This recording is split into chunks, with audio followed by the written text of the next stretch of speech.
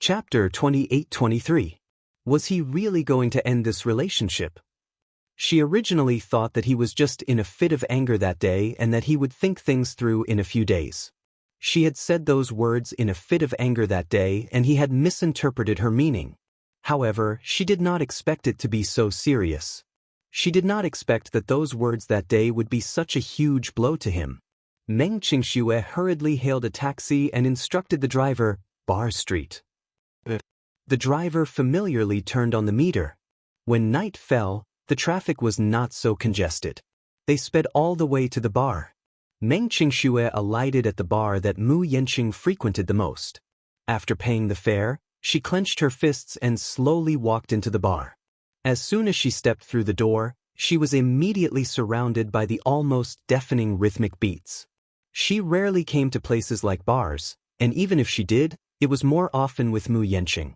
Meng Qingxue was not used to it for a moment and hurriedly covered her ears. It was midnight. At this time, the nightlife had just begun and the bar had just started warming up. Amidst the music, unrestrained men and women stood on the dance floor, constantly swaying to the rhythm. Meng Qingxue shuttled through the crowd and slowly sized up the bar counter. Such seats were usually occupied by young models and beautiful women. This bar was very famous and often visited by singers and actors. After disguising themselves, they would hunt in such places. The entire bar was taken over by the Young Models Company. At this time, the company would arrange for many young models to sit in this place. Once any producer came here for entertainment and saw them, he would personally pick one. At this time, if the young model worked hard enough and was willing to go all out, what would happen in the future would depend on her own luck. Meng Qingxue then walked to the booth of the private room. When she passed by the third booth, she saw Mu Yanqing being surrounded by a group of people. He was an extremely outstanding man. Even in such a noisy environment, she could see him at a glance with his outstanding appearance and noble temperament. When Meng Qingxue saw him, she was stunned for 2 seconds before she finally reacted. She turned around and walked into the booth. Mu Yanqing was drinking. He could no longer remember how many glasses he had drunk, nor could he remember how many days it had been since he indulged himself in the noisy music and ended up dead drunk. "Stop drinking." Suddenly, a familiar voice came from above. Mu Yanqing jerked back to his senses and looked up, only to see Meng Qingxue standing in front of him. Her breathing was slightly undulating as she stared at him intently. "Why did you get yourself into this state? You're drunk, stop drinking. It's none of your business." Mu Yanqing pushed her expressionlessly. Just as he was about to reach for the wine glass, Meng Qingxue took the initiative to snatch the glass. "Stop drinking." Mu Yanqing raised his head and met her gaze with a pair of cold eyes. A well-dressed woman sitting next to him saw her actions and could not help but feel a little displeased. She asked snappily, "Who are you? Why are you poking your nose into other people's business?" Meng Qingxue glanced at her and retorted sarcastically, "Do I have anything to do with you? I'm minding my man, why are you interrupting?" Meng Qingxue mocked her coldly again. His domineering declaration made everyone's jaws drop to the floor. What? This woman claimed that Mu Yanqing was her man. Chapter 28-24. Mu Yanqing waved her hand away. "I've said it before, you don't have to care about me." With that, he reached out to snatch the wine glass from Meng Qingxue's hand. Meng Qingxue dodged and suddenly picked up the wine glass. She pressed her lips against the rim of the glass and pretended to drink it in one gulp. When Mu Yanqing saw this, his mind shuddered and only one thought flashed across his mind. She was pregnant and could not drink. Almost instinctively, he snatched the wine glass from her hand and smashed it on the ground. There was a loud bang. The wine glass shattered and the floor was in a mess. Because of this sudden scene, everyone sitting in the private room was so shocked that they did not dare to breathe. It was obvious that Mu Yanqing was really angry. Once this man was angry, he was extremely frightening. Everyone was so scared that they did not dare to speak. Mu Yanqing was filled with anger and almost roared, "Don't you know that pregnant women can't drink? Are you crazy?" Just as he finished speaking, a woman was so surprised that she screamed in shock. "Oh my God! Pregnant! This woman is pregnant. Otherwise, why would Mu Yenqing say such a thing? If she was really pregnant, then there was no need to think about whose child she was carrying. This woman's background was not simple. One had to know that Mu Yenqing was famous for being a playboy in the circle. He had countless affairs and had many women. However, he had never allowed any woman to do anything out of line. It was even more impossible for her to get pregnant. However, this woman was definitely an exception. Who exactly was she? What was even more surprising was that she actually dared to slap the table and talk to Mu Yenqing. Wasn't she too arrogant because she was pampered? Should Mu Yenqing dote on her a lot? Only Meng Qingxue raised her head to look at him. She then smirked coldly. I only asked you to stop drinking. You're already so drunk. Mu Yenqing was stunned and he suddenly frowned. Let's go back. Meng Qingxue reached out to pull his hand. Let's go back together, okay? Don't touch me. Mu Yenqing brushed her hand away abruptly and turned to leave. Meng Qingxue knew that he had drunk too much and was in a bad mood, so his face was very ugly. She immediately chased after him out of the bar, only to see him standing by the side of the street. Under the streetlights, his back was elongated, and he looked extremely lonely. Mu Yenqing took out a cigarette box, lit it, and took 2 deep puffs. When he heard footsteps rushing out from behind him, he turned around to take a look. Meng Qingxue immediately walked towards him. Mu Yenqing did not even spare him a glance as he turned around and strode down the street. Meng Qingxue quickly followed. The two of them walked one after the other. His legs were long and his strides were wide. She was worried about the child in her belly, so she naturally couldn't run. However, following him at such a fast pace was gradually becoming a little strenuous. How could he walk so fast? Meng Qingxue said, Yenqing, wait for me, okay? Mu Yenqing did not react at all. Meng Qingxue became increasingly anxious and chased after him even faster. Her breathing gradually quickened. Don't walk so fast. Wait for me, she kept chasing after him. There were a few times when she was so anxious that she almost tripped over the gravel under her feet. Meng Qingxue was angry and anxious. Chapter 28-25. Mu Yenqing walked in front expressionlessly. She did not know what he was thinking, but his mind was in a daze. Amidst the chaos, there seemed to be countless noisy voices scheming. Suddenly, Meng Qingxue's broken voice came from behind. Yenqing, are you willing to give me a minute? I have something to tell you. She almost used all her strength to shout this sentence. Mu Yenqing stopped in his tracks but did not turn around. Meng Qingxue could no longer walk. She held her knees and panted slightly, but as she panted, tears rolled down her cheeks uncontrollably. Is it fun to misinterpret my words? Can't you tell what's said in anger, what's envious, and what's serious? She raised her head abruptly. All right, then let me tell you. Hating you is said in anger. Saying that Yun Shishir is very happy is envious. Saying, I love you, and I miss you, is the most serious thing I've ever said to you. Mu Yenqing, I don't know why I fell in love with you. After thinking about it for so long, I vaguely realized that other than you, there's probably no one else in this world who dotes on me more than you, right? As Meng Qingxue spoke, her eyes turned redder and tears rolled down her cheeks uncontrollably. Mu Yenqing's heart throbbed painfully when he heard her words. It was as if something was tearing it apart. My life seems to have always been bleak and without light. I left home and went to the capital to seek a career, but I also went astray. When I entered a modeling agency, I was lucky to meet you. Finally, there was someone who could hold me in the palm of his hand, take good care of me, and dote on me. You know that in this world, other than you, there's probably no one else who would tolerate and dote on me so much. I tried my best to be careful and obedient so that you wouldn't get tired of me. I love you. In this relationship, I must be the most humble one. My attitude must be as low as the dust. I knew that such humility wouldn't earn anyone's respect. Even I was degrading myself. Or maybe I was too naive. I accidentally bumped into love and was so happy that I didn't care about my future life. I didn't even confirm if you really loved me and if we would have a future. I was like a moth flying into a flame and thought that this was love. After a pause, Meng Qingxue smiled bitterly.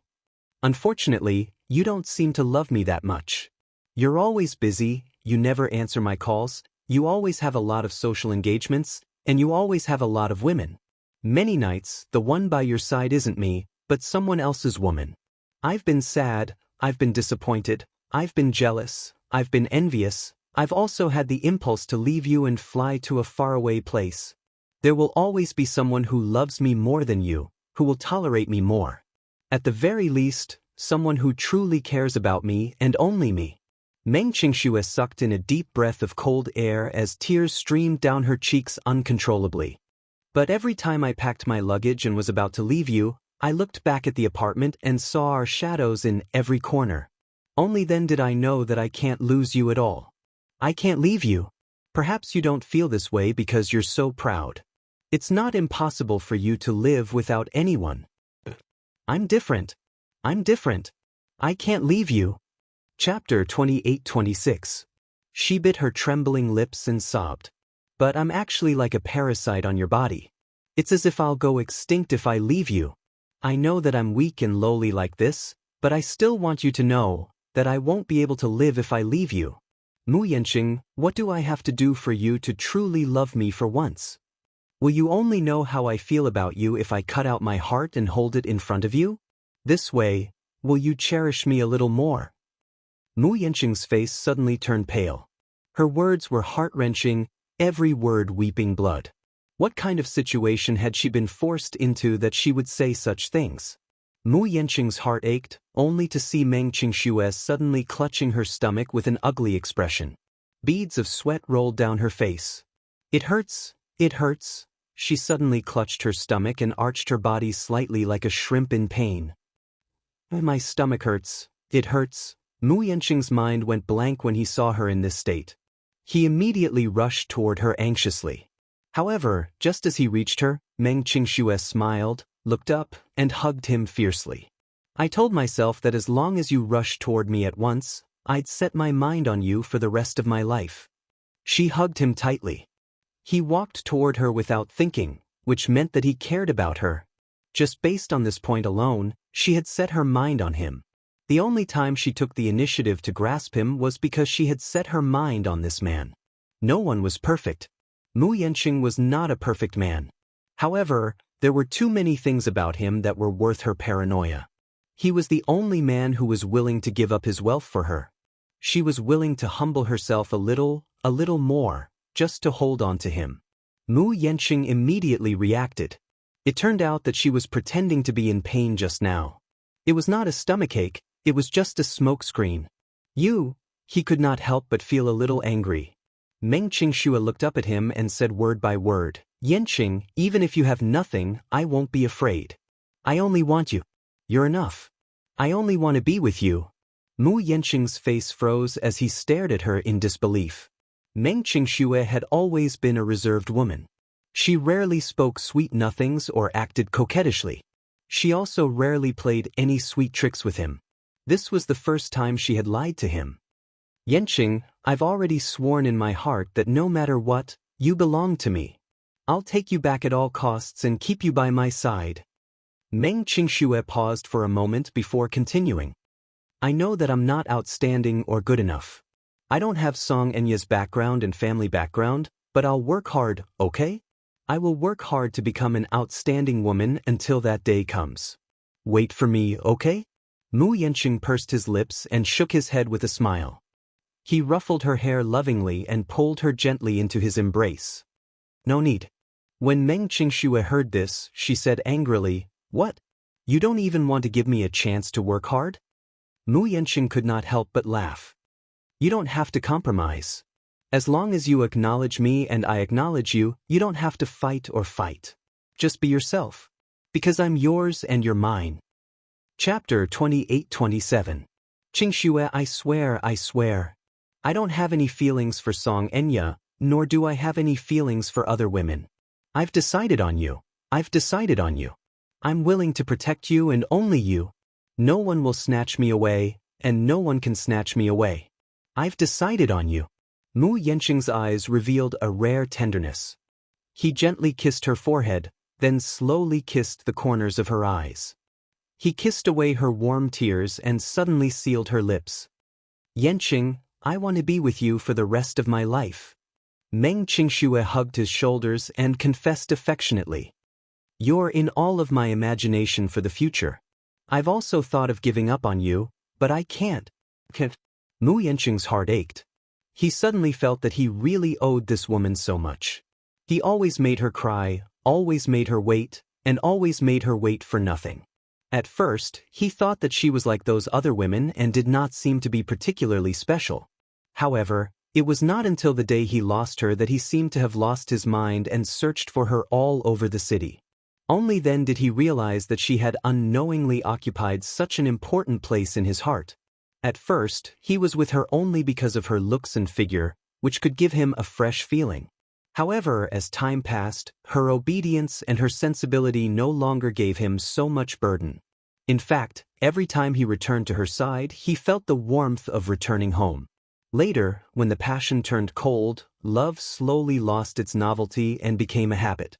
He was used to waking up with her in his arms. He was used to having her by his side when he was frustrated. He was used to her gentle and soft words. He was used to her warm embrace. Only then did he realize how important she was. His family background and the environment he grew up in had destined him to be arrogant and insecure. He was cautious at every step and did not have any sense of belonging. Therefore, he had always been obsessed with building a fortress and sealing himself in it.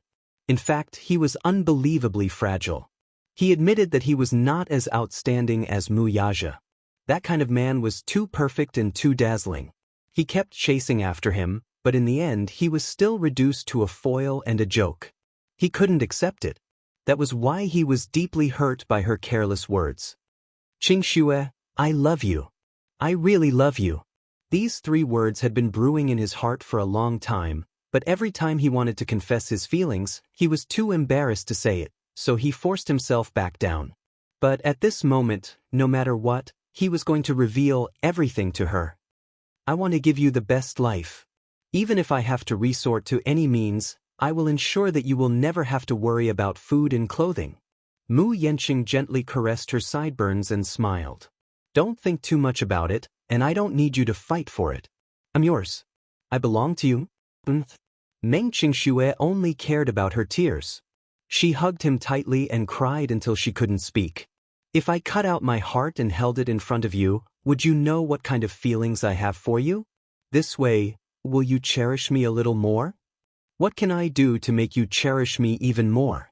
Her words still echoed in his ears. Mu Yanqing's heart felt like it was being pierced by a needle as he hugged her even tighter. From now on, I will cherish you even more. Chapter 28:28. Chu Ho was startled awake by a soft rustling sound. She had always been a light sleeper. Probably because of her profession, she was more alert than ordinary people. Hence, even in her deep sleep, she could detect even the slightest movement. Chu Ho suddenly opened her eyes. In the darkness, she saw Meng Qingxue tiptoeing into the ward. Behind her, Mu Yanqing strode in. The leather shoes on his feet were very hard, so when they landed on the ground, they made a loud sound. Meng Qingxue did not realize that Chu Ho had woken up. She thought that Chu Ho was still asleep, so she turned around and whispered to Mu Yanqing, "Shh. Keep your voice down and don't make such a big noise. She's still resting. Such a small noise won't wake her up at all." Meng Qingxue silently weighed the pros and cons in her heart for a long time. She was still worried about leaving Chu Ho alone in the hospital, so she said to Mu Yanqing, "Why don't you go back first? I'll stay here tonight to accompany Chu Ho. After all, she just had surgery and needs someone to take care of her." Mu Yanqing said gloomily, "Qingxue, you're pregnant. You need someone to take care of you. The doctor wants you to rest in bed more, otherwise. But, let's go back and rest tonight. Tomorrow, I'll hire 2 nannies to take turns taking care of her." After Mu Yanqing said that, he paused and asked her, "Is that okay? How can I be at ease leaving you alone in the hospital?" Meng Qingxue pursed her lips.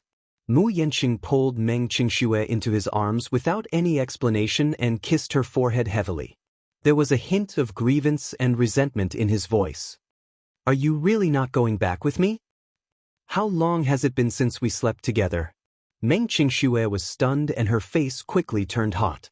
She frowned and said, "You don't talk nonsense." However, he continued, "How is this nonsense? Qingxue, I'm already used to seeing you when I wake up in the morning. But when you left at that time, I couldn't sleep well and couldn't sleep well. I finally found you and waited for you to come back, but in the end, you're guarding a woman who's neither your relative nor your friend. You're busy working for her. Have you really never considered my feelings?" "What do you mean by unrelated?" Meng Qingxue said unhappily. "Chu Ho treats me very well. In my heart, I treat her as my biological sister." "You're being too biased." Mu Yanqing snorted. "Instead of accompanying your man, you're actually accompanying a woman." How can I accompany you?" Meng Qingshue's face burned even hotter. She lowered her head and mumbled, "I'm already pregnant. How can I sleep with you?" "What are you thinking?" The man was amused by her scruples. "No matter how crazy I am, I'll never do anything to a pregnant woman." "You're pregnant. How could I do anything to you? I just want to hug you to sleep. Can I do that?" Meng Qingxue was doubtful of his words. "Is that really what you're thinking?" "I swear." "Then, all right." Meng Qingxue finally agreed. Mu Yanqing smiled in satisfaction, hugged the back of her neck, and pecked her lips. Meng Qingxue placed the supper she had bought on the table and let Mu Yanqing hug her as they left. Chapter 28-29. What kind of lovey-dovey behavior was this? In the middle of the night, she was caught off guard and they were showing off their affection. Supper? What's the point of eating supper? She was already full from all the PDA. So, these two were here to deliver PDA? However, Chu Ho did not have the awareness of being single. He did not feel much about other people showing off their love. It was just that he was woken up in the middle of the night while sleeping soundly. He gritted his teeth in hatred. But did the two of them make up? Earlier, a certain woman was still crying as if the sky was about to collapse. In her dreams, she actually heard Meng Qingxue crying secretly in a corner. Now, everything was fine? Chu Ho furrowed his brows but did not think too much about it. He turned over and fell into a deep sleep again. The day after he brought Meng Qingxue back, Mu Yanqing bought an apartment next to Dishing Building. It was a few hundred meters away and could be reached in a few steps. Initially, he had thought of buying her a villa when he came back and then settling her down well. He would give her a few nannies, servants, and housekeepers so that she could take care of her pregnancy in peace. However, after thinking about it, if he were to buy a villa, it would definitely be far away. Very few villas in the capital were in the city center. Usually, they were in areas with good feng shui, especially in the area around Yunshan-Shi, where large areas of villas were developed. However, if he really arranged for her to live in a place so far away, it would be inconvenient for him to get stuck in a traffic jam. If anything happened to him, she would be far away from the hospital and his company. Therefore, after serious consideration, he finally decided to settle her in a high-end apartment next to Dishing Building. Chengcheng Mansion was probably the most high-end apartment in this area. It was divided into small and large apartments. The large apartment was a large duplex apartment with a total of more than 300 square meters. Mu Yanqing decided to buy an apartment. The apartment was exquisitely renovated and could be moved in with a bag. He even carefully sent someone to measure the formaldehyde and there was no problem. In the end, he chose a duplex apartment to separate the moving area from the scenic area. When he was working, he would not disturb her. Don't underestimate this 300 square meters. As it was located in the bustling city center, Mu Yanqing spent more than 20 million yuan on a duplex apartment like this. It was close and convenient. Downstairs was a department store, a hospital, a supermarket, and a market. Everything was available. Meng Qingxue did not know about this. So, as soon as she pushed open the door to the apartment, she was greeted with a luxurious sight: crystal chandeliers, stylish murals, high-end staircases, and expensive carpets. All of this was simply inconceivable. I bought it before. I bought it for your pregnancy. Mu Yanqing held her hand as they walked in and closed the door. Looking at the incredulous look on her face, he felt great satisfaction in his heart. Do you like it? I do, Meng Qingxue mumbled, but I can't believe that this is for me. Who else could it be if not for you? If you like, you can stay here even after you give birth to a child. He suddenly held her hand. There are a total of 3 master bedrooms, 2 guest rooms, and a nursery. A nursery? Meng Qingxue could not help but be surprised. Chapter 28:30. This is the baby's room. Meng Qingxue carefully poked her head in to take a look. The baby's room was specially made. Let's not talk about anything else, just the wallpaper. As this apartment was exquisitely renovated, it was already renovated when it was handed over. The developer would not know if the owner was a boy or a girl. Hence, the wallpaper was made of pink and light blue overlapping. It had the dreamy feel of a little princess and the childlike feel of a little prince. There was a cradle, a small wardrobe, and a mountain of toys. This apartment building was developed by Wan Ku. It had to be said that as a top real estate developer, Wan Ku was extremely meticulous in terms of details. Meng Qingxue was stunned. It was as if she could imagine a baby in diapers exploring this vast world curiously, crawling on the carpet with its hands and feet, and then suddenly jumping into the mountain of furry toys, like a little mouse falling into a millet jar. It was so happy that it didn't want to go home. She could not help but be amused by the scene in her imagination and burst into laughter. Mu Yanqing was a little puzzled. Why are you laughing for no reason? It's nothing. I just thought of something fun. If you like this place, then take good care of your baby. Mu Yanqing slowly walked to the living room and said, It's very quiet here, and it's difficult for ordinary people to come and go. Unless it's the owner who lives here or has a special pass. He turned around and saw Meng Qingxue walking out of the room. His lips curled into a smile. However, I've already instructed the front desk in advance that no matter who wants to see you, they have to give me a call in advance. They can only enter after getting my permission. Are you worried that Li Mengya will find her way here? Meng Qingxue asked doubtfully. Mu Yanqing nodded.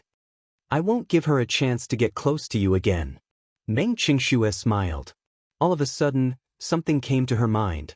She furrowed her brows and asked tentatively, Will you come to accompany me often? Or was it still like before? When he was busy, he would forget about her. When he remembered, he would come over to accompany her. Mu Yanqing smiled when he heard this. Why do you think I bought this place?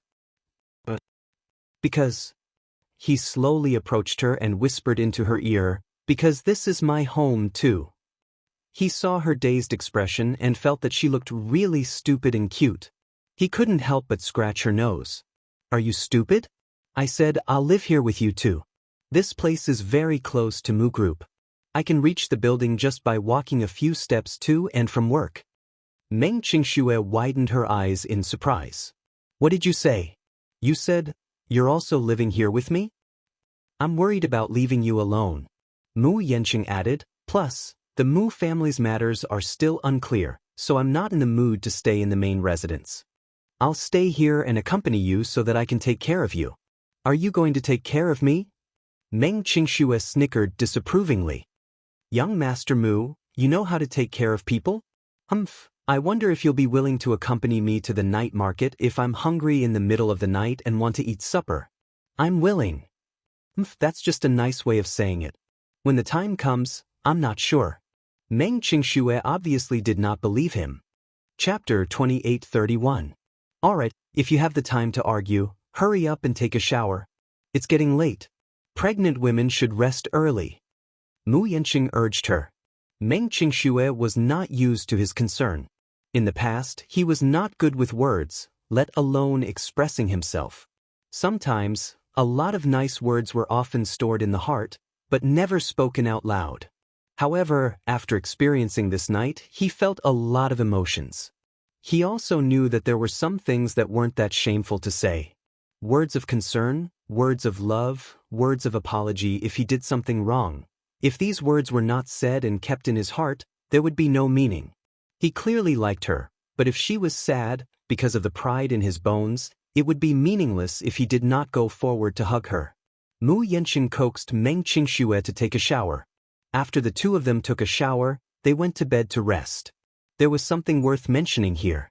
The moment Meng Qingxue entered the bedroom, she fell in love with the design of the master bedroom. It was warm and elegant. It felt like home and had a luxurious taste. This apartment must have cost tens of millions. The next day, when Meng Qingxue arrived, Chu Ho was not in the ward. She was frightened and quickly asked the nurse at the nurse's desk. The nurse at the nurse's desk said that the patient had put on a jacket and left early in the morning in high spirits. She probably went for a walk in the hospital's back garden, a nurse said suspiciously. Previously, whenever she had lunch or dinner, she would go for a walk downstairs in the ward building. If it weren't for the fact that she's a young lady, we would all say that a girl like her doesn't like to play with her phone or have any entertainment. She's completely like an old cadre. The corners of Meng Qingxue's eyes twitched violently. It turned out that she was not the only one who thought so. Chu Ho was indeed too old cadre. Lying in bed, other than reading the newspaper, she read some books. The hospital would provide some books. Although it was limited, it could be considered a great way to pass the time. To her surprise, Chu Ho's English was jaw-dropping. There were 3 English novels in the hospital. Because the hospital occasionally received foreign patients, they would also provide some foreign books. One day, she saw Chu He holding a foreign novel and reading it seriously. She asked half-jokingly, "Can you understand the English in these books?" "English used to be my mother tongue," Chu Ho said. There were too many mysteries surrounding Chu Ho, but she had never taken the initiative to mention it to her. A public phone booth. Chu Ho held the phone and dialed an international number. After a while, the call was connected. Before the other side could speak, Chu Ho spoke first. "Lin Mu, it's me." "You are?" "Vermilion Bird." Hiss, that person couldn't help but suck in a breath of cold air. "How is this possible?" "Vermilion Bird. Officer Vermilion Bird has already." "I'm not dead yet." "Are you really the Vermilion Bird?" Chu Ho interrupted him impatiently. "It's only been a few years. Can't you recognize my voice?" The other side was obviously shaken. After all, the voice and tone were exactly the same. Being able to call out his name at once made him believe that this mysterious call was from the Vermilion Bird who had been missing for a few years. Chapter 2832. Lin Mu was a member of the Interpol Dispatch Committee and worked in the capital. Therefore, if Chu Ho wanted some help, the first person she thought of was him. "I'm in the hospital now and need some things and help. Are you willing to provide them to me?" After hanging up the phone and walking out of the phone booth, Meng Qingxue finally found her beside the phone booth and immediately called out her name, "Chu Ho." Chu Ho heard her voice and looked in the direction of the sound, only to see Meng Qingxue running toward her with Mu Yanqing behind her. She raised her eyebrows and straightened her body. When she saw Meng Qingxue panting from running, she could not help but chide her. "Why are you in such a hurry? It's not like I hide whenever I see you. Why are you walking around instead of recuperating in the ward?" Chu Ho smiled. "I've almost recovered. Once the stitches are removed, I can be discharged." Mu Yanqing was a little surprised when he heard this. "You've just undergone surgery. How can you be so sure that you've almost recovered?" Chu Ho glanced at him and smiled. "I'm an Interpol officer. I've suffered countless injuries. I know very well how good my recovery ability is. The doctors don't know as well as I do." Meng Qingxue did not believe her and immediately brought Chu Ho to the doctor's office to ask about her condition. After a round of examination, the doctor was completely shocked.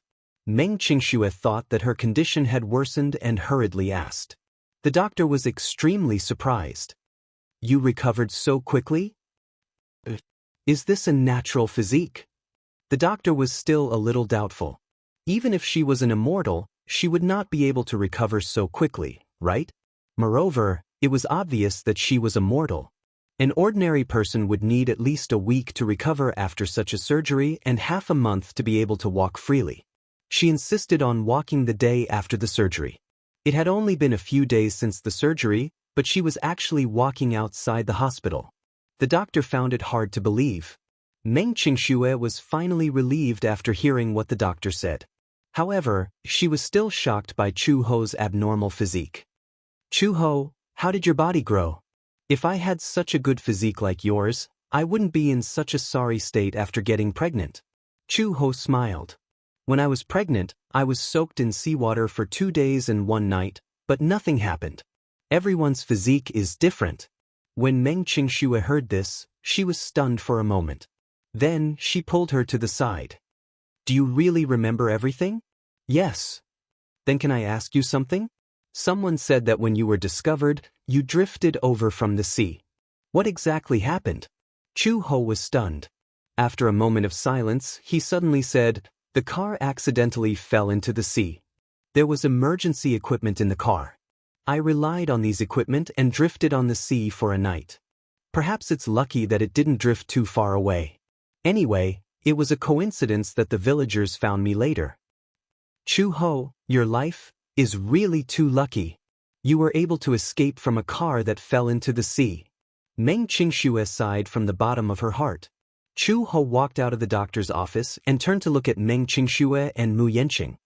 He then smiled and asked slowly, have the two of you made up? Chapter 28:33.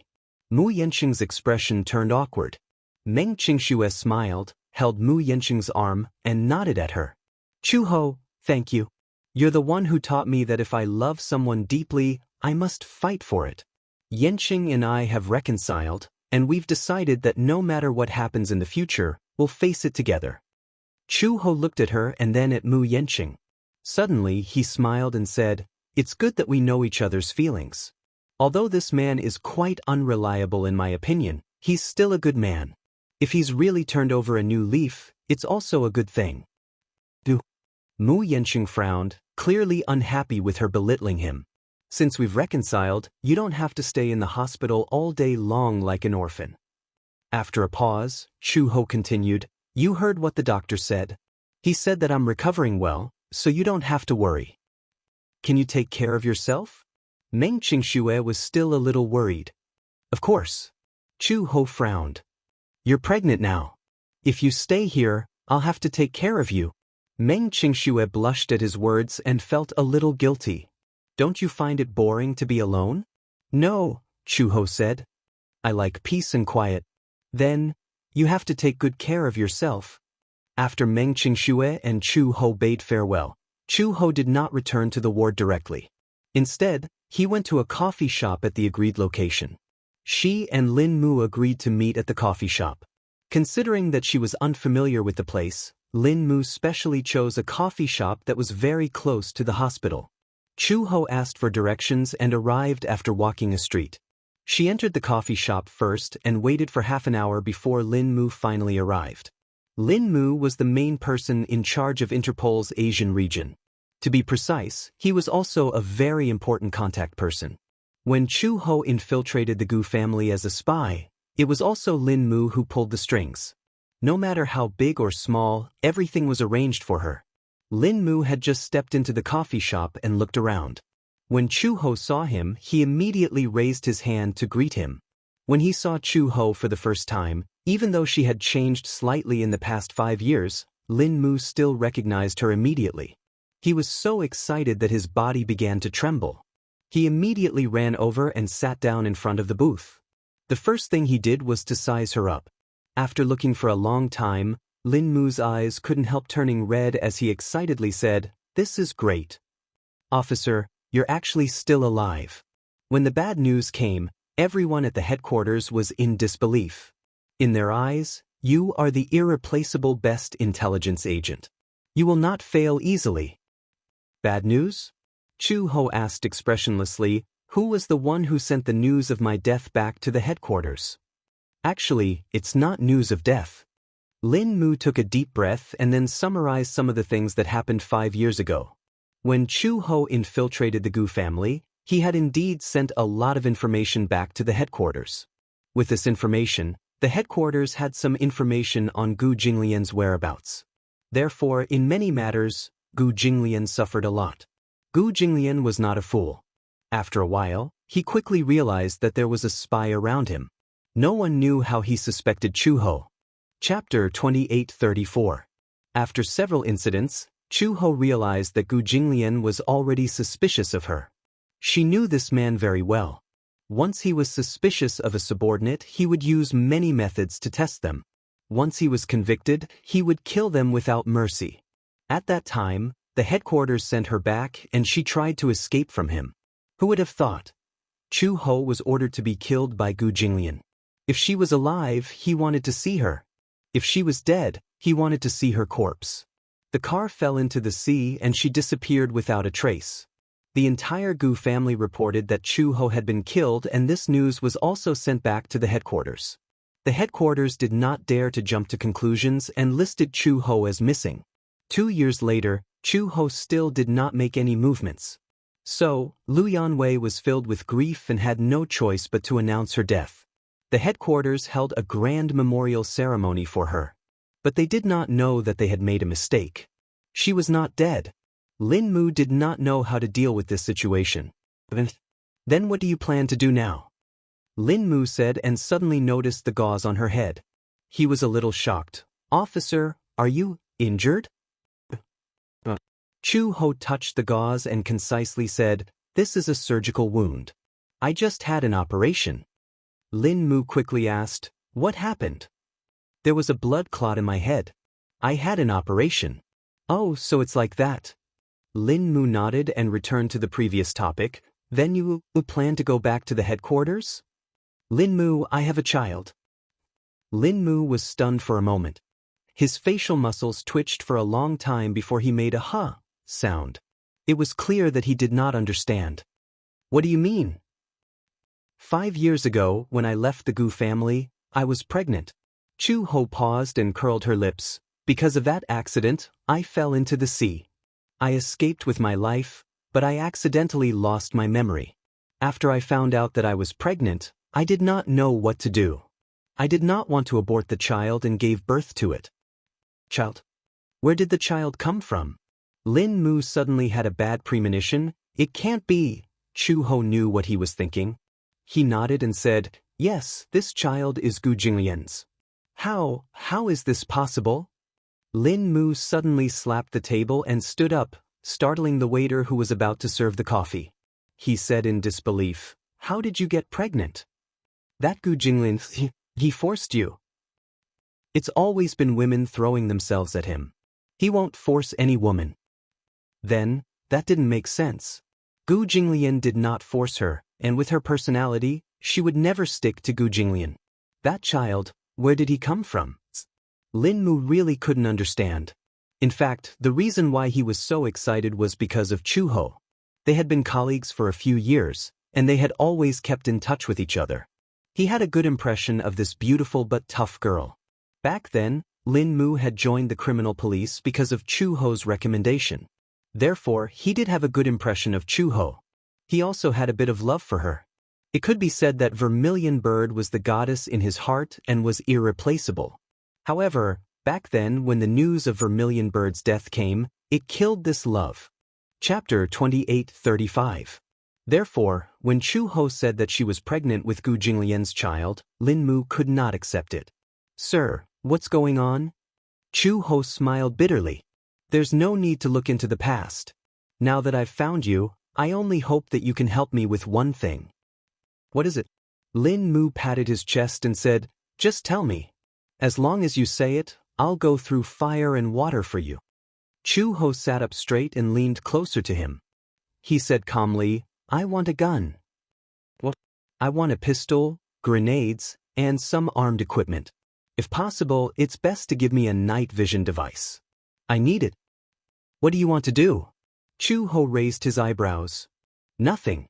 My child is now in Gu Jinglian's hands. Naturally, I want to save him." "How can you be so sure that the child is in Gu Jinglian's hands?" Chu Ho said, "When the child went missing, I called the police. The police officer said that the child was taken home by his biological father." Biological father? Who else could it be other than him? The child must be in his hands. However, I can't meet him face to face and ask him for the child. He will never return the child to me." Lin Mu's expression was a little complicated.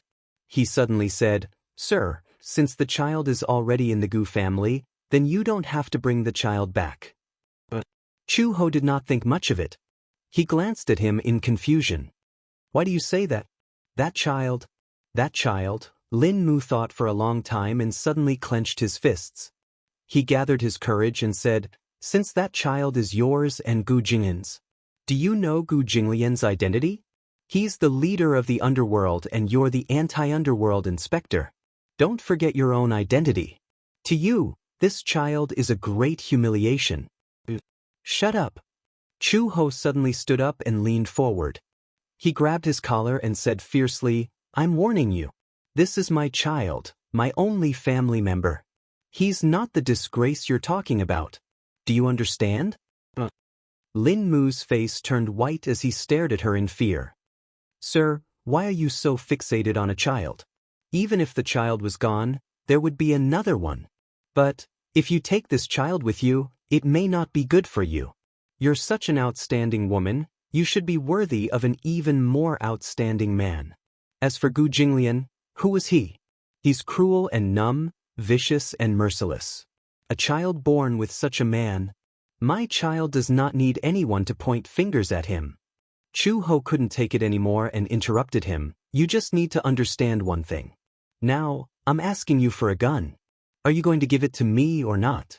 I'm looking for you because of our past, and because of our friendship. If you can find a way to get it for me, I will be most grateful. If you don't give it to me, I'll find another way. Lin Mu tightly clenched his teeth and sucked in a breath of cold air. He slowly said, I'll think of a way for you. I'll give you an answer at 10 p.m. All right, I'll wait for your reply. After he finished speaking, Chu Ho suddenly stood up and was about to leave.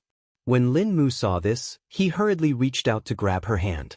However, he seemed to have consciously avoided his touch and walked away. Chapter 28:36. In the evening, Lin Mu replied to her text.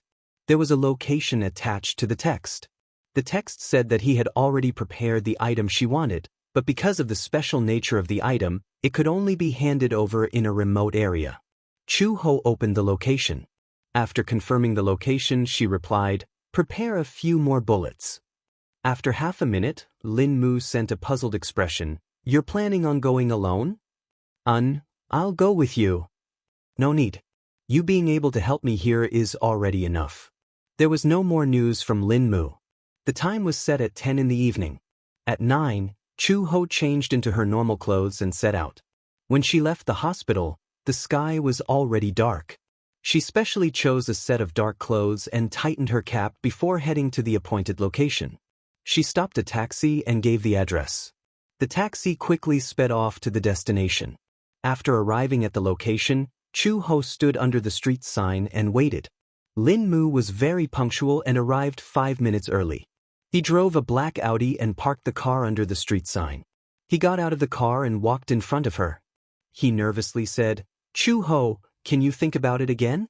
Don't go. Don't go? Chu Ho raised her eyebrows. She was a little confused. Chu Ho, if the headquarters receives news that you haven't died and are still alive, as long as you return to the headquarters, with your outstanding military achievements, you will definitely be promoted. Your future is limitless and you are an excellent police officer. If you properly stick to your post, your future will be immeasurable. If the child stays by Gu Jinglian's side, he will be well taken care of. Gu Jinglian is a cruel man, but even a vicious tiger will not eat its cubs. Since it is his son, he will treat him well. He can't even wait to love him.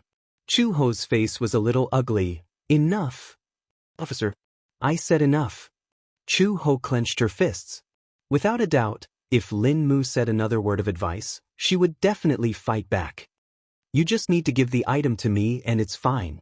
But Lin Mu was still unwilling and bit his lip.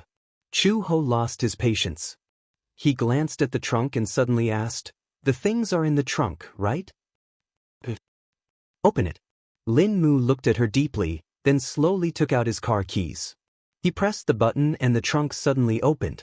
Chu Ho walked over and looked at the goods in the trunk. There were guns, ammunition, infrared detectors, and even night vision goggles. Everything she wanted, it was all prepared. She had never thought of it, but as a former logistics worker, Lin Mu had thought of it for her. Chu Ho's expression finally relaxed. He picked up a pistol. The heavy weight made her feel extremely at ease. How long had it been since he felt this safe? When she was in the Yenching County Police Station, because of the police system and because she was not an official police officer, she could not be equipped with a gun. The only thing she could carry was a baton. Even if it was a gun, it would at most be an air gun. The heavy weight in her hand gave her a great sense of security. It was familiar, but also strange. How long had it been since she touched a gun? Chapter 28:37. She was born in a war-torn country. That country was in turmoil and constant wars. Because her family was Chinese, in that era, the international community looked down on Asians. Her father's personality was naturally weak. He chose to endure the bullying and oppression. Under such oppression, he struggled at death's door. Therefore, from a young age, she deeply experienced that weakness would only lead to endless bullying and coercion. She originally thought that her life would continue like this. However, until that year, in May, that country was incited by other countries and began to ostracize the H people. In the military riot, her father died under the gun and her mother was stripped naked by the locals. After humiliating her, her hands and feet were handcuffed and she was dragged through the streets in a car. On such a rocky road, a living person was dragged like a beast into a bloody mess. It was too horrible to look at. Until her mother died, she did not see her for the last time. In that riot, the H people died and were injured. But she did not choose to submit. The 7-year-old her chose to resist in the face of adversity. She was dragged into a cellar by a local ruffian. When she was about to be raped, she fiercely bit him and took the iron rod from his waist. She did not know where she got her strength from, but she actually knocked the ruffian unconscious. When she escaped from the cellar, out of instinct, she and a group of people arrived at the dock and boarded the rescue ship to M country. In one night her family was destroyed and she was homeless. How could she call it a foreign land? When she arrived in M country, she was accepted by a humanitarian organization. Then she was assigned to a special agent organization for training. The circumstances of her childhood made her deeply understand that weakness would only lead to bullying. Only by being strong could she be respected. Chu Ho collected her thoughts and changed into the clothes that Lin Mu prepared for her. The clothes had a bulletproof layer. Naturally, this layer could not withstand bullets at close range. Military boots that could hide a dagger. Infrared detector. She put the pistol on her waist and took out more than 100 bullets. She separately tied them to her boots and waist belt. Then she put away the equipment one by one and closed the trunk. Lin Mu hurried forward. Chu Ho, you really don't want to reconsider? Does the headquarters know that I'm still alive? Chu Ho suddenly asked. Lin Mu was startled and quickly shook his head. It was too rushed. I didn't have time to report. No need to report. Chu Ho casually wiped the gun with a cloth and lightly said, Vermilion Bird is already dead. The current me, I have my own name. Why? Lin Mu was in disbelief. The name Vermilion Bird is synonymous with supreme glory.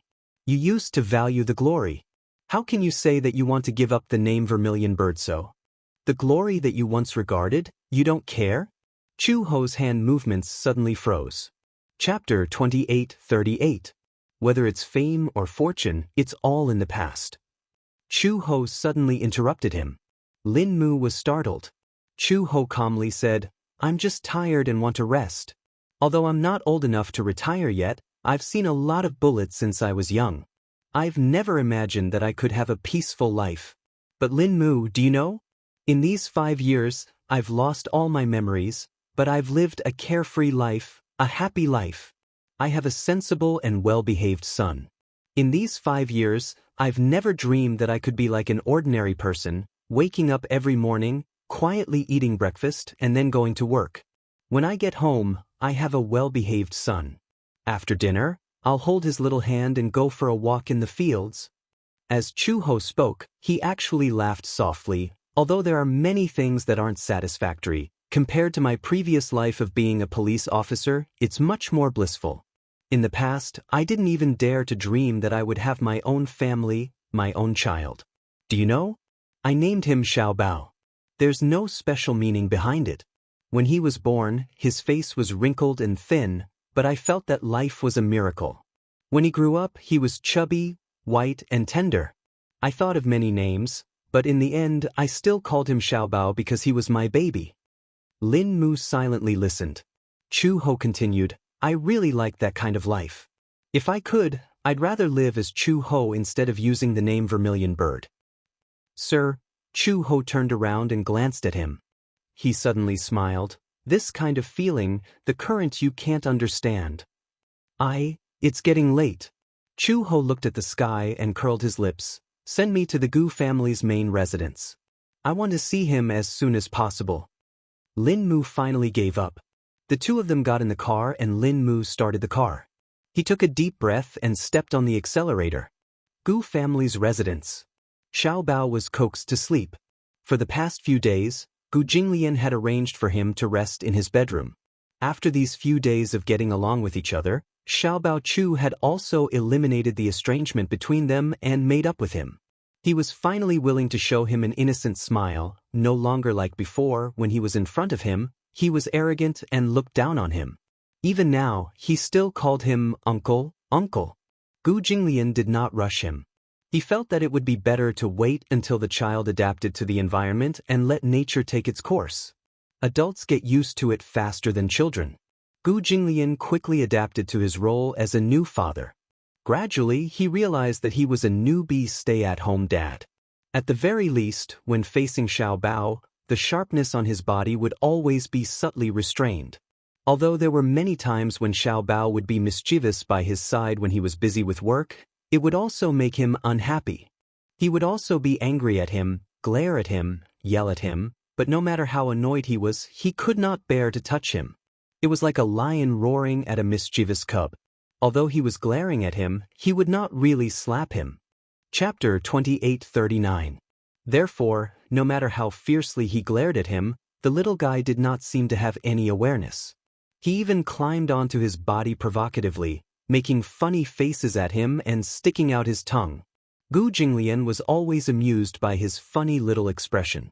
Uncle said that Mommy will come to find me soon, but I've been waiting for a long time. Don't tell me that she still hasn't found me by the time Xiaobao's hair turns white? Gu Jinglian raised his eyebrows. He was slightly displeased that the little guy mentioned that woman again. A certain man was jealous. He snorted coldly and suddenly threw out a historical question. Do you like Mommy more or Uncle more? Of course it's Mommy. Before he could finish his sentence, Gu Jinglian heard the word, Mommy, and his face suddenly sank to the bottom.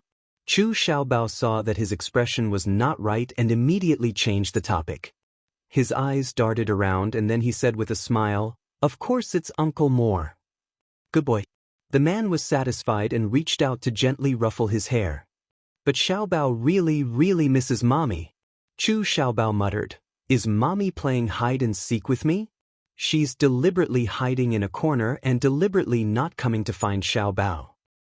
She doesn't want you anymore. Gu Jinglian deliberately scared him. When Chu Xiaobao heard this, his face was full of disbelief. That's impossible. Mommy won't abandon me. Oh? Are you so sure? Gu Jinglian seemed to be very keen on provoking their mother-son relationship.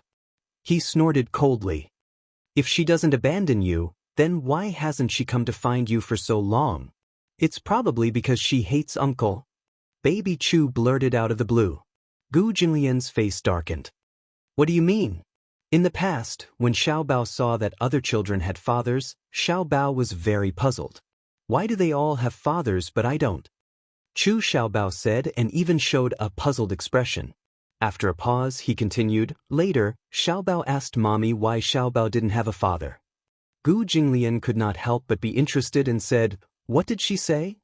Xiaobao looked at his expression carefully and then blurted out, Mommy said that Daddy died early. What? Daddy died early? Gu Jinglian seemed to have been struck by lightning and his face was charred black. She said that I died early? Yeah, that's what he said. He said something about the grass on his grave being taller than me. Gu Jinglian's fists. This woman actually dared to use such despicable words to fool the child. He died early. Xiaobao did not care at all. His words and actions were undoubtedly betraying his mother. He continued to complain, "I only asked how Daddy died." Gu Jinglian looked at him questioningly again. "What did your mommy say?" Xiao Bao said plausibly, "Mommy said that Daddy was hit by a car when he went out." Gu Jinglian was speechless. Hit by a car when he went out? How could she come up with such a ridiculous story? He slammed the table. Bullsh *T. Xiao Bao was frightened by Gu Jinglian's foul language. He shrank back and looked up to see that Gu Jinglian's originally exquisite and handsome face was now extremely gloomy. He suddenly realized that he had said something wrong. "Uncle, don't be angry." Chapter 2840. When Chu Xiaobao heard this, he did not buy it on the spot. "No way. If you dare to chop mommy into pieces, I'll." When Gu Jinglian heard this, he asked provocatively, "You'll what?" When Chu Xiaobao saw the murderous look in Gu Jinglian's eyes, he was instantly terrified. He gulped and said timidly, "I'll settle this with you when I grow up. At least you know what's good for you." He even knew that he was so small that even if they were arm wrestling, he would be flattened and rounded with just one finger. Gu Jinglian ravaged his little face heavily. At that moment, Uncle Fu pushed open the door and walked in. When he saw that Xiao Bao was still in Gu Jinglian's arms, he immediately walked over and hugged him. "Xiao Bao, it's getting late. It's time to rest." "No!" Xiao Bao's face fell immediately. He pulled a long face sullenly. The mention of sleep seemed to kill him. He nestled in Gu Jinglian's arms and stretched out his arms and legs, looking extremely comfortable. While Gu Jinglian was busy flipping through the dossiers, he would hang on to him like a little hamster and munch on snacks non-stop while watching the hottest fantasy dramas. Destiny Chronicles. He liked the beautiful young lady in the drama, so he was very happy watching it. His eyes stared fixedly at the picturesque person on the screen without blinking. When he heard that he was going to sleep, the little guy felt uncomfortable all over. "You don't want to sleep? It's still early." Uncle Fu glared at him. "It's still early? It's already past 10 o'clock. It's time to sleep early. You'll only grow taller if you sleep early." Uncle Fu used the same words that he used to trick other children to lure him. However, Xiao Bao did not fall for it. He continued to pester and fool around in Gu Jinglian's arms, unwilling to sleep. Uncle Fu looked at this scene, and for some reason, he was on tenterhooks. It seemed that in his memory, other than the cat that Gu Jinglian had raised a few years ago, no other creature had dared to be so lawless and reckless in his arms. Gu Jinglian's attitude towards Chu Xiaobao had been quite gentle these days. It was probably because there had been nothing annoying in the past few days, and there had been no trouble in the business. This was because Gu Jinglian was rather patient in dealing with his unbridled nonsense. However, with Gu Jinglian's indulgence, Xiao Bao seemed to be a little arrogant. Gu Jinglian treated him well, probably because his fatherly instincts had finally been awakened. As for this little guy, Gu Jinglian looked left and right and found him pleasing to the eye. "Let him watch for a while longer," Gu Jinglian said. When Fu Bo heard this, he pondered for a while before he mustered up his courage and said, "Master, you can't just let a child do whatever he wants and spoil him like this. You can't spoil him like this." "Who's spoiling him?" Gu Jinglian snorted arrogantly. "It doesn't matter if he sleeps a little later." Uncle Fu immediately explained, "The younger the child, the more he should get a good night's sleep. Otherwise, not only will he not grow taller, but his physical fitness will also deteriorate very quickly." Gu Jinglian narrowed his eyes slightly. "Oh, is there such a saying?" Uncle Fu nodded heavily. Gu Jinglian then said, "Then hurry up and take him to bed." Chapter 2841. "Let me look at it for a while more. I want to see that pretty lady. Go to sleep." Gu Jinglian pulled a long face. Xiao Bao Chu finally knew how to behave. He did not dare to make a sound and allowed Uncle Fu to carry him to sleep. Gu Jinglian sat quietly in the study and quietly flipped through the documents. Until now, the Gu family still kept accounts in the form of written books.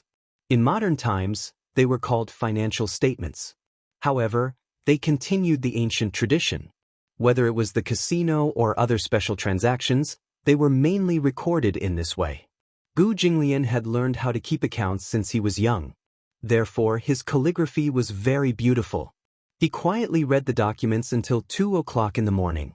The night was dark, but the wind was still and the clouds were gradually fading.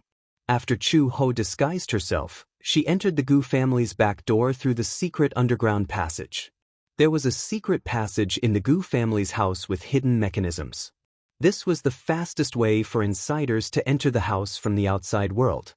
Of course, the mechanism was set up very carefully. Those who were not from the Gu family did not know about these secret passages. Most people entered from the main entrance, but the entrance was heavily guarded. No matter how well you disguised yourself, they could tell at a glance whether you were an outsider or a member of the Gu family. Chu Ho naturally would not choose the main entrance. It was just that the secret passage had many password locks. She remembered the password locks. However, those passwords were from the Gu family a few years ago. She did not know if the Gu family had changed them in the past few years. Based on her understanding of Gu Jinglian, the password locks must be changed regularly. The passwords she remembered were probably already invalid. However, even if she did not remember, it did not matter. After all, she was from the intelligence department and had excellent investigative skills. Although the password locks of the Gu family were complicated, she could easily crack them if she was given time. Chu Ho went to the mechanical lock and studied it. The password had indeed been changed. She pondered for a while. This password lock was not very difficult, and she could easily crack it. However, when he reached the second gate, the password for the second mechanism lock seemed to be very difficult to decipher. In order to crack this password, Chu Ho spent more than half an hour. By the time the password was cracked, she was already drenched in cold sweat. If the password was entered incorrectly, the signal would be connected to the logistics of the Gu family. When the time came, the door would open, and she would be greeted by more than 100 elites from the Gu clan. Chu Ho fumbled his way into the Gu family's main residence through a secret passage. After exiting the secret passage, it was the backyard of the Gu family. The backyard was a few courtyards away from Gu Jinglian's house. Chu Ho looked up. What she saw was a rockery, flowing water, and pavilions. These were the best cover. It could be seen that many things in the back garden had been renovated in the past few years. Before this, she remembered that the back garden was filled with large patches of begonia flowers, but now, the begonia flowers no longer existed. Green bamboo, pine trees, pear blossoms, and roses. There was no trace of the begonia flowers in the garden. She used to love the begonia flowers in the garden the most. Every time the spring breeze blew, the flowers would be as pink as peaches, and the bouquets of begonia flowers would bloom proudly. At a glance, they were extremely beautiful and shocking. She did not have any preference for flowers. The only thing she liked was the begonia flowers. Chapter 2842. Who's there? Suddenly, a man's cold voice came from behind her. Chu Ho stopped in her tracks. Her back stiffened for a moment before she suddenly turned around. A man stood behind her, looking at her back suspiciously. He felt that this woman was too unfamiliar. There weren't many women in the Gu family.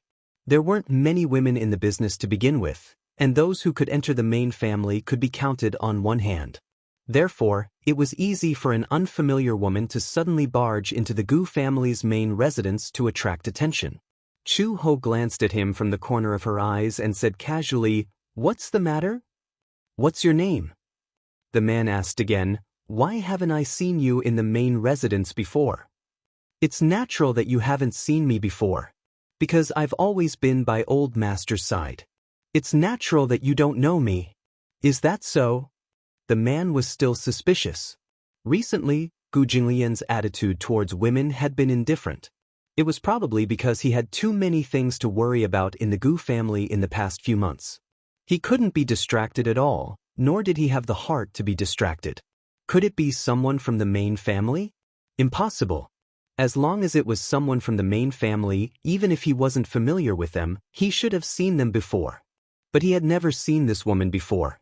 Chu Ho saw that he was extremely vigilant, so she sighed helplessly and said, "It's fine if you suspect me, but there are some things that I need you to pass to him on my behalf, okay?" "What things?" Chu Ho looked around vigilantly and sighed. "Why don't you come over and take it? This thing is easy to break." The man was completely curious. He didn't know what exactly it was. It wasn't that he didn't suspect that this fellow would play some tricks. However, he thought that this was the main residence of the Gu family, who would have the ability to cause trouble in the Gu family's territory. With such a fearless thought, the man approached her. Chu Ho put her hand into her pocket. Just as the man straightened his neck and looked over to size her up, unexpectedly, Chu Ho suddenly took out a dagger from her pocket. She turned her head abruptly and aimed the sharp end of the dagger at the man's heart, almost stabbing it ruthlessly into his chest. Blood gushed out. The man subconsciously opened his mouth and wanted to scream, but Chu Ho took a step forward and covered his mouth, then viciously dislocated his neck. The man's head tilted to the side, and he immediately fainted. However, with such injuries, he would not wake up for a while. He would not die from excessive blood loss until someone found out that he had done it for her. Chu Ho set a time limit for herself. She would throw this man in a corner. When he was discovered and caused a commotion, if she still hadn't found the person she was looking for, she wouldn't stay any longer and would take advantage of the chaos to leave. Chu Ho fumbled his way into Gu Jinglian's house. As the main courtyard of the main residence, Gu Jinglian's style was evident everywhere. At first glance, the design of the house was very cold. Just like Gu Jinglian, it was gloomy and cold, but also arrogant and unreasonable. Against the moonlight, the lake water was desolate and bleak. Green bamboo and green pine were his favorite plants. After so many years, they had not changed. When she reached the steps, Chu Ho walked up the steps and entered the house. She vaguely identified the direction and slowly felt her way towards Gu Jinglian's bedroom. She suspected that Xiao Bao would probably be arranged to rest in his bedroom. She glanced at the time. Chapter 2843. At this time, that man was probably still in the study. He always slept very late and would only get out of bed at around 3 or 4 o'clock in the morning. However, he would wake up as soon as the sun rose. He would be busy the entire morning and sleep for another 3 hours during his lunch break. This was an opportunity. If she wasn't wrong, Xiao Bao was probably sleeping soundly on his bed at this moment. Chu Ho leaned closer to the door and carefully listened to the sounds in the room. She could faintly hear the sound of snoring. It wasn't heavy, but it wasn't light either. It was the kind of snoring that belonged to a child. This kind of snoring sound was very familiar to Chu Ho. Xiao Bao. It was Xiao Bao. He was in this room. Chu Ho was so emotional that her eyes turned red. She suddenly grabbed the door handle and twisted it gently. The room wasn't locked. She entered the room smoothly and silently locked the door. The room was very big. It was the master bedroom, a Chinese-style courtyard suite. The entire Gu residence was built in the Chinese style. Even the rooms were in the classic Chinese style. Chu Ho looked around. The furnishings in the room were slightly different from what she remembered. Indeed, the changes that 5 years brought to a person were incomparably huge. She passed through the arched door and slowly walked to the master bedroom. On the big bed, Xiao Bao's limbs were spread out. He was sleeping soundly. The weather had been a little cold for the past 2 days, and he had the habit of kicking off his blanket in the middle of the night. Probably because he had caught a slight cold, when he was sleeping soundly, snot bubbles were coming out of his small nostrils. Chu He, who was originally tense from head to toe due to her vigilance, could not help but burst into laughter at this scene. This guy. How could he sleep so peacefully? When she thought of this, she felt a little unbalanced in her heart. In order to find him, she had been obsessed with recovering as soon as possible. Now that she had taken great risks to sneak into the Gu residence, she didn't know that this little guy was sleeping peacefully here. However, the only thing that comforted her was that at least she could confirm that this stubborn little fellow had not suffered much in the Gu family. She had originally thought that this little guy was noisy. If he made Gu Jinglian uncomfortable, he would definitely not be polite to him. She did not expect that with Gu Jinglian's personality, he would be able to tolerate this fellow. She must have caused a huge ruckus at the Gu residence these past few days. This Gu Jinglian also did not deport him? Chu Ho didn't know whether to laugh or cry.